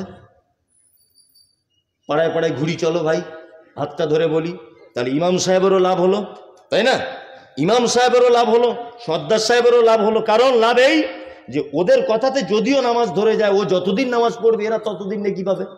লাভ হলো না লস হলো? শুধু সিমেন্ট আদায় করতে ছুটছে সব জায়গায়, তা আমাদের গ্রামেও তাই। কি বললাম, শুধু সিমেন্ট আদায়, বালি আদায়, রড দাও, পাথর দাও, মসজিদ বিশাল চিকচক ঝিকঝাক মার্বেল পাথর, জানো একেবারে নিজের ছবি নিজে দেখতে পাচ্ছে। ফজরে 3 জন, বলুন তো এই মসজিদের কোনো কোনো কদর আছে? হ্যাঁ নাই। হ্যাঁ, বিয়ে বাড়িতে গান বাজছে, ঢোল বাজছে, ও আজকে বুবুর হাসি খুশি, কালকে বুবুর বিয়ে, সব গান টান চলছে, কেউ ড্যান্স করছে, ডিজে বাজছে, সব রেডি, প্যান্ডেল মিষ্টি মেটাই সব চলে এসেছে, বর আসেনি। বর, আচ্ছা বলুন তো বিয়ের দাম আছে? বিয়ের মেন কে? বর। বর না এলে বিয়ের দাম নাই। মসজিদে রং করা, আতর লাগানো, টাইলিস, ওই আপনার রাজস্থানের শ্বেত পাথর সব দিয়ে সাজানো, নামাজই নাই সব জায়গাতে। সব জায়গাতে, আপনাদের কথা বলছি না আমি একা, সব জায়গাতে এখন এই অবস্থা। এই অবস্থা নাই প্রতিটা জায়গাতে। তার মানে মানুষ একটা সহজ রাস্তা বুঝেছে। কি রাস্তা বলুন তো? এই যে একজনে 5,000 টাকা দিয়েছে আর বক্তা বলছে ও গো আল্লাহ দয়াময়, দয়ারই সাগর, করুণা করো গো তুমি অমুকের উপর, মানে এমন দোয়া করছে মনে হচ্ছে জান্নাতে জায়গা নাই, ওকে ঠেলে ঢোকাচ্ছে, তুই ঢোক তাড়াতাড়ি। কি বুঝেছে? কেউ 2,000 দিচ্ছে, মাঝখানে ছেড়ে দিয়ে পালিয়ে আসছে, কেউ 20,000 ঢুকিয়ে দিয়ে চলে আসছে জান্নাতে। মানে এও ভাবছে যদি এত বড় বক্তা মমতাজুল ইসলাম, সারা পশ্চিম বাংলার নাম করা লোক, এ আমার জন্য দোয়া করছে জান্নাত যাবো না, মানে ঘোড়ার ডিম যাবে, 10 পয়সা নেকি নাই। সলাৎ ছাড়া তোমার কোনো নেকি কিয়ামতের দিন আল্লাহর দরবারে কাজে আসবে না, আসবে না, আসবে না, পশ্চিম কালেও আসবে না। কি বললাম বুঝলেন? আসবে না। সলাৎটা ঠিক কেমন জানেন তো? নামাজটা কেমন জানেন? আপনাকে বোঝায়। আমার ছেলে আমাকে মাঝে সাঝে বলে আব্বা মিলিটারি চাকরি করব। এই আর কি, আমার ছেলের বয়স 12 বছর, শুধু বলে আব্বা বড় হলে আমি মিলিটারি হব। আমি যদি হবি হ, তো যদি শখ থাকে তাই হয়। 12 বছর বয়স, কিন্তু আমার থেকে আমার ছেলে এতটা আরো লম্বা বেশি, সেই চেহারা স্বাস্থ্য মিলিটারি মতোই লাগে দেখে আর কি, বাঘের বাচ্চা। তাই আমি বলছি ঠিক আছে তুই মিলিটারি হ, তাহলে অসুবিধা নেই। ও তো বোঝে না ক বছর বয়সের, তা বোঝানোর জন্য বলছি। আমার ছেলে পরীক্ষা দিয়েছে, ধরে নেন রান করেছে মাঠে ফার্স্ট, একদম 1 নম্বরে। আমার ছেলে জাম দিয়েছে, আমার ছেলে ফার্স্ট। লিখিত পরীক্ষায় আমার ছেলে ফার্স্ট, মৌখিক পরীক্ষা আমার ছেলে ফার্স্ট। লাস্ট একটা জিনিস পরীক্ষা, হাইটটা মাপা হচ্ছে, তখন যে অফিসার মাপছে ফিতে নিয়ে দেখছে আমার ছেলে 3.5 ফুট। আচ্ছা বলুন তো চাকরি হবে মিলিটারিতে? হবে? হবে না। হেডমাস্টার হতে পারবে, ও ডাক্তার হতে পারবে, ও ইঞ্জিনিয়ার হতে পারবে, তাই না? ও উকিল হতে পারবে, ও ব্যারিস্টার হবে, ও বিচারপতি হবে, সবকিছু হবে, কিন্তু মিলিটারি এই চাকরিটা বা আর্মিতে আমার ছেলে কোশ্চিন কালেও চান্স পাবে না। কারণ এই চাকরির শর্তটাই হচ্ছে লেখাপড়া তুমি মাধ্যমিক উচ্চ মাধ্যমিকে 4-5টা ব্যাক পাবো, তো অসুবিধা নেই। হাইট ভালো হতে হবে, চেহারা ভালো হতে হবে, রান ভালো করতে হবে, ক্ষমতা ভালো থাকতে হবে, শরীরে কোনো খুঁত থাকলে হবে না, এটাই ব্যাপার, তাই না? হাইট ভালো হতে হবে, তার মানে বোঝা যাচ্ছে যে এই ডিপার্টমেন্টের এটাই মেন শর্ট, যে হাইটটা ভালো হতে হবে। ঠিক তেমন জাকাত দিয়েছেন আলহামদুলিল্লাহ, জলসা শুনেছেন আলহামদুলিল্লাহ, নেকি হয়েছে, কোনো অসুবিধা নেই, কোনো অসুবিধা নেই। বুনের জমি বুঝে দিয়েছেন আলহামদুলিল্লাহ, খুব ভালো জিনিস। পাড়া প্রতিবেশী সবার সঙ্গে ভালো ব্যবহার করেছেন আলহামদুলিল্লাহ, খুব ভালো জিনিস। শুধু নামাজ নেই, জান্নাত নেই। সব ভালো কাজ, শুধু নামাজটা নেই, জান্নাত নেই। জান্নাতের মূল শর্তই ইবাদতটা। কি বুঝতে পারছেন? স্টেজে সবাই মোটামুটি ঘুম ঘুম ভাব, 11:30 বেজে গেছে, 12টা বাজতে যাচ্ছে, বুঝলেন না? সবাই ঘুম ঘুম ভাব। আর আমার আল্লাহর রহমতে সব ঘুম টুম লাগে না, যাই হোক, আমার কোনো ব্যাপার নয়, আপনি চালিয়ে যান, ও মজা লেগেছে খুব। আল্লাহ তাআলা তারপরে বলছেন, ইয়া বুনাইয়া আকিমিস সালাত। লোকমান হাকিম তার বেটাকে বলছে, বেটা সালাতটা আদায় করো, অসবির আলা মা আসাবাক, আর বিপদ আপদ হলে ধৈর্য ধারণ করো। কি বললাম বুঝলেন? আল্লাহ তাআলা তারপরে বলছেন, ওয়ামুরু বিল মারুফ, ভালো কাজের আদেশ দাও, মন্দ কাজে নিষেধ করো। দুটো, একটা মন্দ কাজ আর ভালো কাজ বলে দেবো নাকি? বলে দিই, বলে দিই। প্রথম মেয়েরা শুনছে নাকি কোথা থেকে? ওদের ব্যাপারে একটা হাদিস বলে দিই, আর আপনাদের ব্যাপারে একটা হাদিস বলে দিই। হ্যাঁ, প্রথমে তুই ভাই ধৈর্য। আল্লাহ নবী বলছেন, আল মারাতু ইজা সাল্লাতু খামসাহা, একজন নারী যদি 4টে কাজ যদি করে জান্নাত চলে যাবে। 1 নম্বরে হচ্ছে সে যদি 5 ওয়াক্তের সালাত আদায় করে, অসামাত শাহরাহা, আর 1 মাস যদি সে সিয়াম পালন করে। কতদিন সিয়াম রাখবে, কতদিন রোজা রাখবে? 1 মাসের ভিতরে কেউ রাখবে 27 দিন, কেউ রাখবে 25 দিন, আবার কেউ রাখবে 23 দিন। বাকি দিনগুলো যদি নামাজ হয় ওই ছুটি দিয়ে দেওয়া হয়েছে, রোজা যদি হয় অন্য মাসে করে দিতে হবে। আর 3 নম্বরে ওয়া আতাআত বালাগা, বিশ্ব নবী বলছেন, ও নারীরা তোমরা তোমার স্বামীর সেবা করবে, তাহলে তুমি জান্নাত চলে যাবে। কটা ভালো মন্দ কাজ বলে দিচ্ছে হাদিস দিয়ে, শুধু হাদিসগুলোর বাংলা বলে দিই। 1, মায়েদেরকে বলছি 4টে কাজ করুন, জান্নাত চলে যাবেন। কটা কাজ? 4টে। 1, 5 ওয়াক্ত নামাজ পড়বেন। 2, ওসামাত সাহারা, 1 মাস রোজা রাখবেন। আতাত বালাগা, স্বামীর সেবা করবেন। করে তো? আপনাদের করছে? পানিটা দেখি বাবু, একটু পানি। ও খুব ভালো লোক, ও সব বুঝে। বিসমিল্লাহ।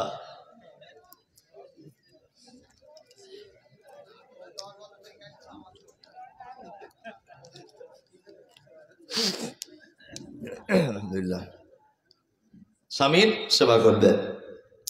ওসব আমাদের ভালোবাসা প্রেম প্রীতির কথা বাদ দেন।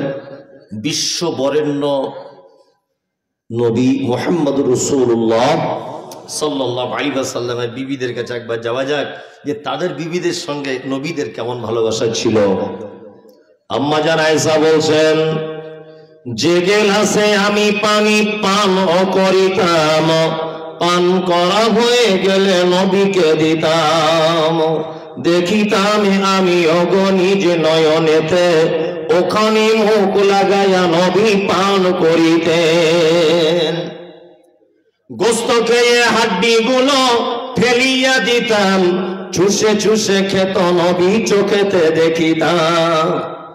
আম্মা জান আয়েশা বলছেন, আমি গেলাসে যে জায়গাটা মুখ লাগিয়ে পানি পান করেছি, গেলাসটা এরকম করে দেখেছি, আড়ালে আড়ালে দেখেছি আল্লাহর নবী ওই জায়গাটাতেই মুখ লাগিয়ে আবার তিনি পানি পান করতেন। আমাদের বাড়িতে যদি কখনো গোস্তের হাদিয়া আসতো, তাহলে আমি অল্প বয়সের নারী, গোস্ত ভালো চিবাতে পারতাম না, হাড্ডিটা গোস্ত সহ ফেলে দিতাম দস্তরখানে। আল্লাহর নবীকে দেখেছি ওই হাড্ডিটা আবার তুলে নিয়ে চিবিয়ে চিবিয়ে রস বার করে করে খেতেন। এই ভালোবাসা আছে? নাই। আপনার বউ আপনার আঁটু খায়, আর হারামখোর সারাদিন যে বিড়ি টানে, ওর মুখের যা গন্ধ, ঠিক বলছি কিনা? ওর মুখে যা গন্ধ, ওর বউ থাকে কি করে সেটাই ভাবি। আশ্চর্য ব্যাপার। বাসে ট্রেনে তো উঠি না, নিজের গাড়িতে করে যাতায়াত করি। তো যখন বাসে ট্রেনে উঠতাম, এই বিড়ি সিগারেট এসব যারা খেয়ে ওঠে, এত গন্ধ, পাশে থাকে কে? আঁটু খাওয়া তো দূরের কথা, তাই না? আর আম্মা যারা আয়েশা কি বলছেন? যে গেলাসে আমি পানি পান করিতাম, পান করা হয়ে গেলে নবীকে দিতাম, দেখিতাম আমি অগণিজ নয়নেতে, ওখানে মুখ লাগাইয়া নবী পান করিতেন। গোস্ত খেয়ে হাড্ডি গুলো ফেলিয়া দিতাম, চুষে চুষে খেত নবী চোখেতে দেখিতাম। বিশ্ব নবী বলছেন, ওয়া আতাআত বা'লাহা, ও নারীরা তোমরা স্বামীর সেবা করবে। ওয়া আহসানাত ফারজাহা, 4 নম্বরে শুনে নাও, তুমি তোমার লজ্জাস্থানের হেফাজত করবে। ফাতাদখুল মিন আই আবওয়াবিল জান্নাতি সাত, তাহলে জান্নাতের 8টা দরজার ভিতরে যে কোনো দরজা দিয়ে তুমি চলে যাবে, পৃথিবীর কেউ তোমাকে আটকাতে যাবে না, কেউ আটকাবে না। লজ্জাস্থানে হেফাজত, পর্দা করতে হবে। এই মেয়েরা করে নদিয়ায়, হ্যাঁ, মনে হচ্ছে যেন জজ কোর্ট, সুপ্রিম কোর্ট, কোর্ট বসে না, আমাদের ওদিকে বসে। 4 জন এই জায়গায় বসে আছে রাস্তার উপরে, মেয়ে ছেলে গল্প করছে। সব জায়গা আছে না, সব দরজা দরজায় দেখছেন? তাহলে আমি মনের কথা বুঝতে পারছি কোন জায়গায় কি ওষুধ লাগবে। সব ঘটনা ঘটছে কি করছে না, আর ওদের কাজই হচ্ছে কি ব্যাপার, ও কথা বলছে কার সাথে? ওর বউকে গিয়ে বলছে, ভাবি, ও খাদিজা ভাবি, একটা কথা বলবো? ভাই মনে হয় কারুর পাল্লায় পড়েছে। এই যে বলে দিয়ে চলে গেল, সংসারের 12:30 বাজিয়ে দিয়ে গেল। কি বলছি বুঝতে পারছেন না? এদের কাজই হচ্ছে পিয়নগিরি করা, নারী জাসুসি করা। এইখানে 4 জন, ওইখানে 4 জন, ওইখানে 5 জন, বসে বসে এর বইয়ের কথা, ওই মৌলবী ইমামের কথা, ওই অমুকের মা কি করে, ওই অমুকের বেটা কি করে, সারাদিন এই কথা, সারাদিন এই কথা না, এই কথা। মনে হচ্ছে পাড়ার রিপোর্টার।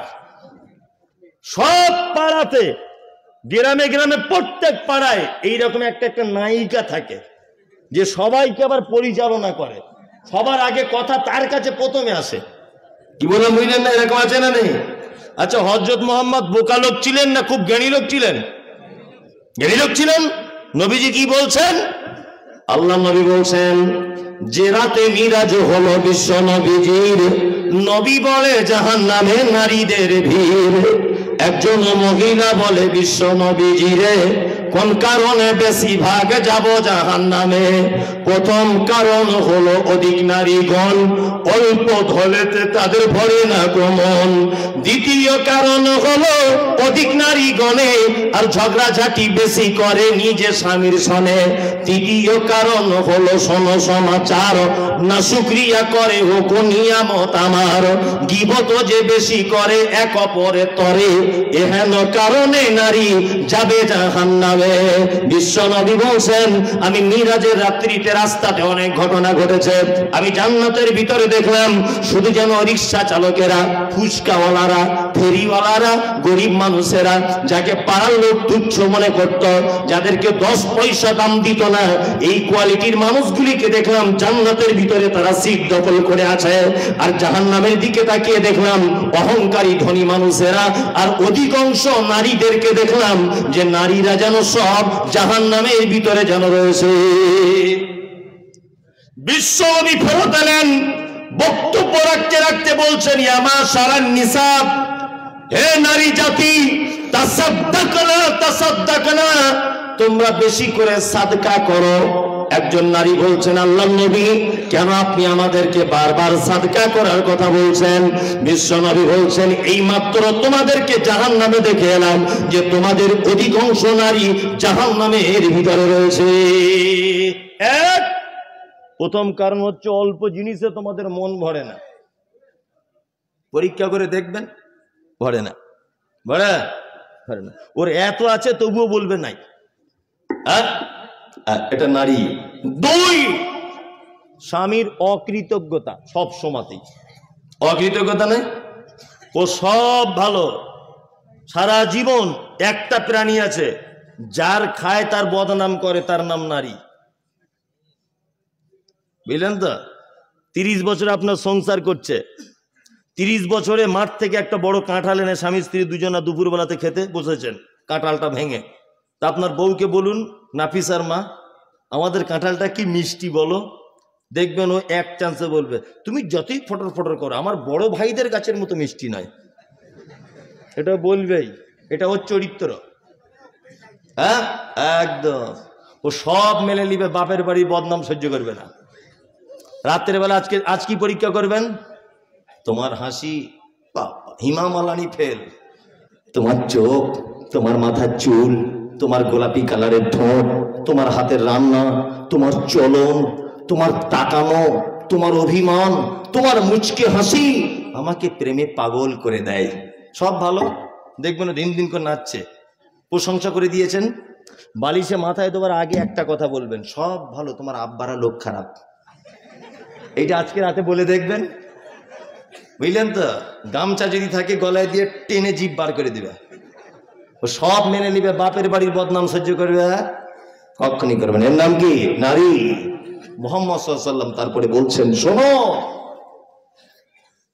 নারী তুমি জাহান্নাম চলে যাবে গীবত পরনিন্দা করার কারণে। আমি এ কথা অনেক বলি, তাও আজকে বলে দিচ্ছি, সামাজিক অবস্থা বলে, যে আপনার বাড়িতে 4 জন পুরুষ মানুষ যদি ঢুকতে চায় ঢুকতে দেবেন। আপনার বউ বেটি একটু আলাদা ঘরে থাকবে, ঢুকে দরকার মিটিয়ে চলে যাবে, অসুবিধা নেই।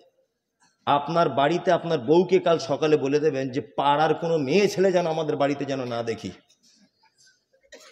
সংসারে যত অশান্তি, যত মারামারি, স্বামী স্ত্রী বিচ্ছেদ, এর একটা কারণ হচ্ছে পাড়ার অন্য বউদেরকে বাড়িতে ঢুকতে দেওয়া।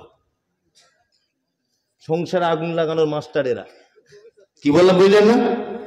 ওই জন্য অন্য কোনো লোকের বউ আপনার বাড়িতে ঢুকতে দেবেন না। আপনার বউ রাস্তায় বসে থাকে কেন? আপনার নিজস্ব পার্সোনালিটি নেই, সম্মান নেই, আপনার গায়ে হাতে কাপড় নেই, ব্লাউজ পরে, ওড়না নেই, কিছু নেই, রাস্তায় বসে বসে আর একটা মেয়ের সঙ্গে গল্প করছে। লজ্জা শরম মতো থাকা দরকার রাস্তাঘাটে। এরকম কেন? কাছে মসজিদ, কত মানুষ যাতায়াত করছে, বয়স্ক মানুষ, কত মানুষ নামাজ পড়ে বার হচ্ছে, আর তুমি বেহার মতো রাস্তাতে মিটিং করছো বসে বসে। করিয়েন না এগুলো। আল্লাহ নবী সাল্লাল্লাহু আলাইহি ওয়াসাল্লাম নিষেধ করেছেন রাস্তাতে বসতে, এমনি পুরুষ মানুষেরও নিষেধ, নারী তো দূরের কথা, পুরুষ মানুষেরও নিষেধ রাস্তায় বসা। খুব সাবধানে থাকবেন। ভালো কাজ বলে দিলাম, 4টে করবেন, 5 ওয়াক্ত সালাত আদায় করবেন, 1 মাস সিয়াম পালন করবেন, স্বামীর সেবা করবেন, লজ্জাস্থানে হেফাজত অর্থাৎ পর্দা করবেন। স্বামী বাড়িতে নেই, আপনার মামাতো ভাই বলছে তোদের বাড়িতে বেড়াতে আসবো, একদম না।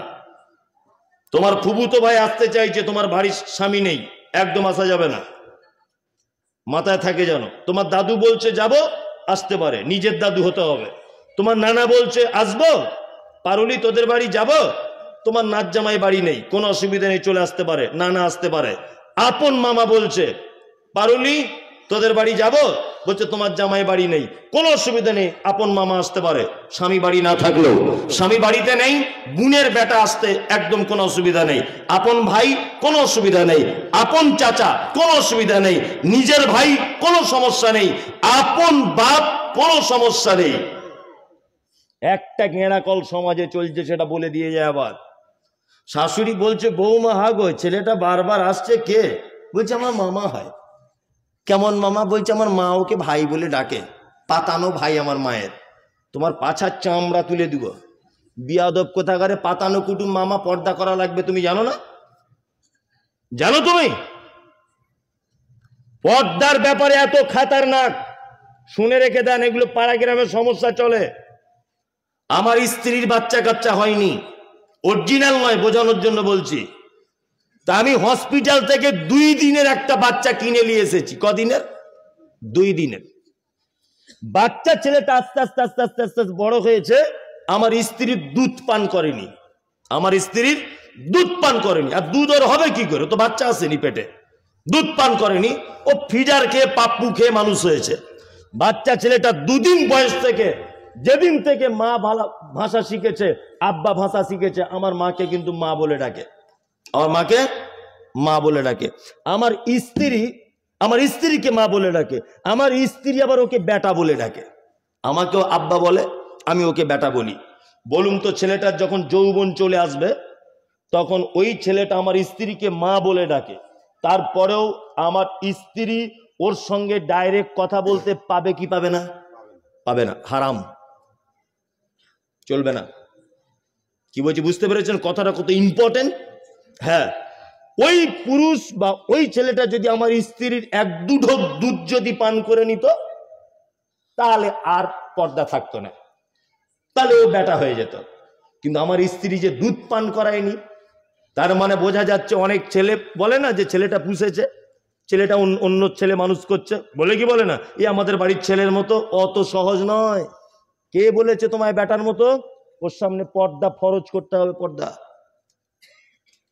জামাই যদি হয় তাহলে শাশুড়ির পর্দার দরকার নেই। জামাই শাশুড়ি বেটার মায়ের মতো। পৃথিবীতে একটা মাত্র সম্পর্ক আছে যাকে কোশ্চিন কালে বিবাহ করা যায় না, হারাম। এক, সেটা হচ্ছে শাশুড়ি। আমার স্ত্রীকে বিয়ে করেছিলাম, 3 দিন পরে ডিভোর্স হয়ে গেছে। বোঝার চেষ্টা করুন, আমার স্ত্রীকে বিয়ে করেছি, 3 দিন পরে ডিভোর্স হয়ে গেছে। আমার স্ত্রীর যে মা, তারও ডিভোর্স হয়ে গেছে, মানে আমার শ্বশুরের সাথে। এখন আমি যদি ইচ্ছা করি আমার ওই স্ত্রীর মা তাকে বিয়ে করতে পারবো? আমার তো স্ত্রী এখন নেই, পারবো না। কিয়ামত পর্যন্ত এই মহিলাটা আমার জন্য হারাম, কারণ আমি ওর বেটিকে বিয়ে করেছিলাম। তাই তার মানে বোঝা যায় জামাই শাশুড়ি তেমন মারাত্মক ভাবে পর্দার ব্যাপার নয়, তবে একেবারে যে বিনা ওড়নাতে থাকবে আমি এটা বলছি না। যেগুলো দেখানো প্রয়োজন, হাত মুখ, এতটুকু জামাই শাশুড়ি এক জায়গায় দাঁড়িয়ে কথা বলতে পারে বেটার মতো, বা এক জায়গায় বসে কথা বলতে পারে, কোনো আপত্তি নেই। শ্বশুর বৌমা অবশ্যই পারে পাশাপাশি বসে বৌমা মেয়ের মতো একটু কথা বলবে, সুখ দুঃখের কথা, ছেলের ব্যাপারে কিছু বলবে, তোমার শাশুড়ির ব্যাপারে কোনো অসুবিধা নেই। ইসলামে পর্দা মারাত্মক ইম্পর্টেন্ট। একদিনের বাচ্চা লালন পালন করে তার সামনে যখন পর্দা করা লাগে, আর তুমি বেহায়ার মতো রাস্তায় বসে মিটিং করছো, তোমার লজ্জা শরম আছে? হ্যাঁ, যে পুরুষ মানুষ এখানে বসে আছেন, আপনার বউ যদি এই দলে থাকে, তাহলে এটা বলে দিলাম আপনাকে, কিয়ামতের মাঠে আপনি দায়ুসের কাতারে দাঁড় করানো হবে আপনাকে। খুব সাবধানে থাকবেন। মায়েদেরকে 4টে ভালো কাজ বলে দিলাম, জান্নাত চলে যাবেন ইনশাআল্লাহ। 2-3টে খারাপ কাজ বলে দিলাম, এগুলো করলে জাহান্নাম। পুরুষ ভাইরা যারা আছেন, আপনাদের ব্যাপারে হাদিস বলতে গেলে অনেক বলা যাবে, কিন্তু আমি আর বলতে পারছি না। রাত্রি 12টা বাজে।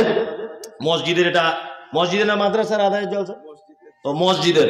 আমি মুসাফির, শেষ বাক্যে আপনাদেরকে এতটুকুই বলবো। এতক্ষণ এলোমেলো ভাবে, বিক্ষিপ্ত ভাবে অনেক বিষয় আপনাদেরকে আমি সচেতন করে দিয়েছি। আল্লাহ যারা আমরা এতক্ষণ শুনেছি, তুমি আমাদেরকে আমল করার তৌফিক দান করো, আমিন আমিন। এবার আপনাদের কাছে অনুরোধ, সর্বপ্রথম একটা জিনিস চাইবো, তারপরে আর একটা জিনিস চাইবো। এই মজলিসে অন্তত 10টা লোক বলুন যে আজকে থেকে নতুন করে নামাজ পড়া ধরবো মৌলী সাহেব।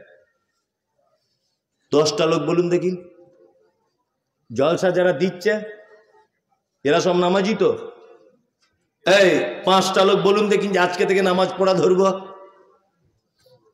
অত সহজ নয়। আর একটু বলুন না শুনি, তাই না? নামাজ পড়বে না। আপনি যখন নামাজই পড়বেন না, তার মানে ওই জায়গাটা আপনি পছন্দ করেন না। আমি আপনার কাছে টাকা চাইবো না, ইচ্ছা হলে আমার কাছে দিতে পারেন, ইচ্ছে না হলে না দিতে পারেন।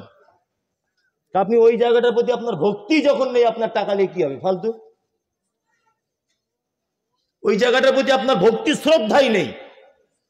একটা লোক বলুন এখান থেকে আজকে থেকে নামাজটা পড়বো আমি ইনশাল্লাহ। কেউ নেই। 200 টাকা চাইলে দিয়ে দেবো, নামাজ পড়বে না। কথাগুলো বাস্তব বলছি না অবাস্তব বলুন? একদম ভক্তি শ্রদ্ধা আপনার কম মসজিদের প্রতি। খুব অনুরোধ ভাই, নামাজটা পড়ুন, তাছাড়া জাহান্নাম হয়ে যাবে। যারা বসে আছেন, আপনি আজ থেকে পড়বেন আলহামদুলিল্লাহ। জলসা দিয়ে একজন অন্তত উপকার, আপনি পড়বেন আজ থেকে ইনশাল্লাহ। না ইনশাল্লাহ মানে গলত হয়ে যাবে। হ্যাঁ, মালুম মালুম। ও আজকে থেকে ধরবে তাহলে নাকি? ইনশাল্লাহ। যাক, তাহলে অন্তত 2জন নামাজি হলো। তা আপনারা আল্লাহর রাস্তায় কিছু আমার হাতে দেন, এই মুসাফির মানুষ মসজিদের জন্য, আপনার জন্য দোয়া থাকবে ইনশাল্লাহ। আসুন আমিও বানিয়ে বানিয়ে দোয়া করব না, এমনিতে দোয়া পেলেন, যার কাছে যা আছে তাই দেন।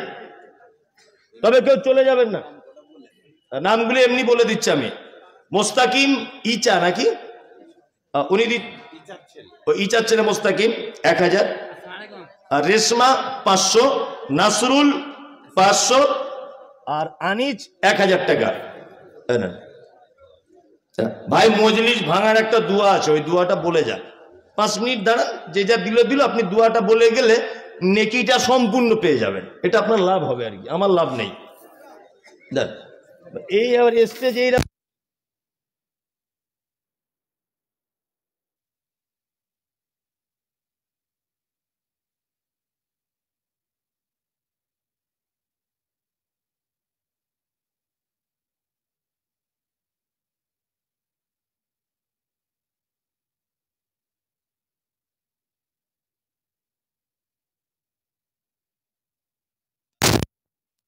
আচ্ছা, বিড়ি সিগারেট চিরজনমের মতো হারাম, এটা 100% হালাল।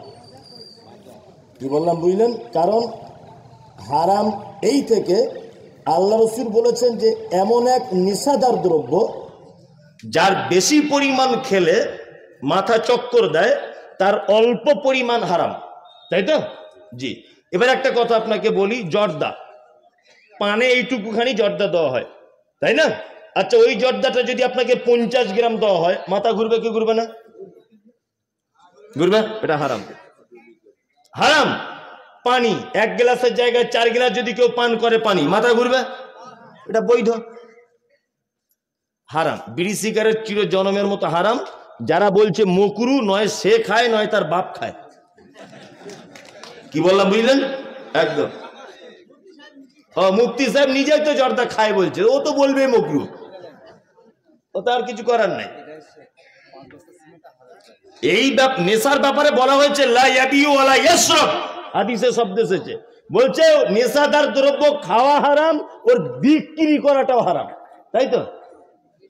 ওর বিক্রি, বিড়ি সিগারেট বিক্রি পর্যন্ত হারাম দোকানদারদের। তাহলে তৈরি হারাম, ওই একই ব্যাপার, বিক্রি তৈরি সবই হারাম। আর এটা হারাম হালাল আপনি সাধারণ জ্ঞানে বুঝেন না, সব ব্যাপারে হাদিস কোরআন লাগে, একটু সাধারণ জ্ঞান খাটান। এইটার উপরে লেখা আছে খেলে ক্যান্সার হয়। আচ্ছা বলুন, যেটা খেলে ক্যান্সার হবে বলছে প্রস্তুতকারক নিজে, এই খেলে ক্যান্সার হবে এরকম একটা ভয়ঙ্কর জিনিস আল্লাহ বা নবী পারমিশন দিতে পারে? পারে না। স্বাস্থ্যের পক্ষে ক্যান্সার, এই জিনিস কখনো ইসলাম পারমিশন দেয়? ইসলাম পৃথিবীর শ্রেষ্ঠ ধর্ম, সাধারণ জ্ঞানে বুঝেন না? বিড়ি সিগারেট চির জনমের মতো হারাম, জর্দা গুল খৈনি যেখানে যা আছে সব হারাম। চলুন, একজন 1000 টাকা দিয়েছেন, আর কেউ দিয়েছেন? কি বলছে? হ্যাঁ ঠিকই বলেছি। আসসালামু আলাইকুম। আপনি বলেছেন কয়েকটি নাম রাখা হারাম বা নিষিদ্ধ, তার একটি নাম হলো আব্দুর রশিদ। বিষয়টি বুঝিয়ে বলবেন।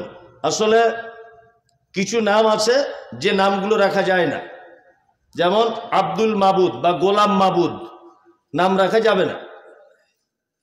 আব্দুর রশিদ, এই যে রশিদ যে নামটা, এই রশিদ শব্দটা আল্লাহর যে নাম বলছে যে আল্লাহ সেফাতি নাম, কায়দা বগদাদিতে আছে ইয়া রশিদ, আছে না নেই? আছে। এই 99টার ভিতরে কায়দা বগদাদিতে শুধুমাত্র পাবেন রশিদ শব্দটা। এই রশিদ শব্দটা হাদিস দিয়ে সঠিকভাবে প্রমাণ পাওয়া যায়নি বা যায় না যে এটা আল্লাহর সিফাতি একটা নাম। যদি বলেন আপনি কোথায় পেলেন, তাও আপনাকে আমি ডিটেলস বলে দিচ্ছি, দয়া করে আপনি পড়ে নেবেন। আমি ফোন নাম্বার দিয়ে যাচ্ছি, ফোন করে দেখে নেবেন। বাংলার বিখ্যাত আলিম আব্দুল হামিদ আল মাদানী হাফেজাহুল্লাহ আকিকা ও নাম রাখা নামক একটি বই লিখেছেন। ওই বইয়ে তিনি এই নামটা উল্লেখ করেছেন। এইটা নিয়ে সোশ্যাল মিডিয়াতে তোলপাড় হচ্ছিল বলে আমি নিজে ওকে SMS করেছিলাম ওনাকে। সেই SMS-টা যদি দেখতে চান এখন আমি আপনাকে দেখাবো। উনি একথাই বলেছেন যে রশিদ আল্লাহর গুণবাচক নাম, সহিহ হাদিস থেকে প্রমাণ নেই, এই কারণে বলেছি রাখা যাবে না। কি বলেছি বুঝতে পারছেন? এতে ভয়ের কিছু নেই। নাম আকিকা দেন, পরিবর্তন করে নেন। যদি বলছেন বুড়ো বয়স আকিকা, তো ভাই আল্লাহ রসুল কত সাহাবীদের নাম পরিবর্তন করেছেন, গাদা গাদা সাহাবীদের নাম। যাক, মজলিস ভেঙে দিই নাকি? ভেঙে দিই, দোয়া বলে দিই মজলিস ভাঙা, না আপনি বলবেন? আচ্ছা ভাই, কেউ যদি দিতে চান একটু দেন।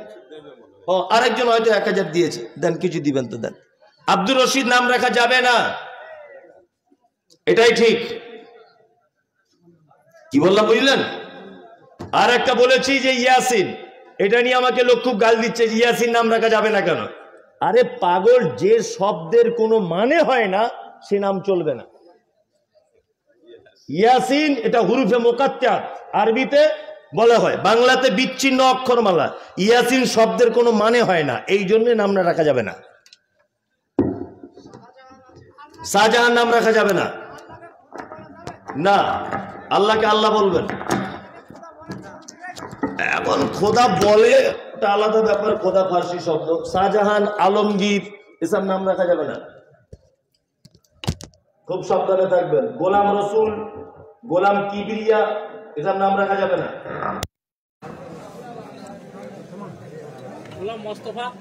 গোলাম মুস্তফা এসব নাম রাখা যাবে না। এমনি মুস্তফা রাখুন, সমস্যা নেই, এমনি কিবরিয়া বলে রাখুন, কোনো সমস্যা নেই। কি বললাম বুঝলেন? গোলাম আব্দ, গোলাম আর আব্দ এই দুটো শব্দ লাগাবার আগে নাম হিসাব করে রাখতে হবে। গোলাম আর আব্দ এই শব্দ দুটো রাখার বা বলার আগে আল্লাহর গুণবাচক নাম হতে হবে, তার আগে দুটো শব্দ লাগবে। কি বললাম বুঝলেন?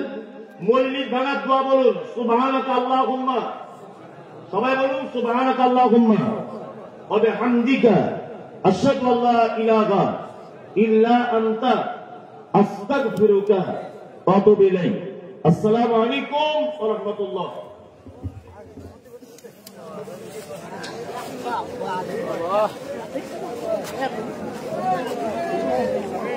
সভা করা যাবে দেখি।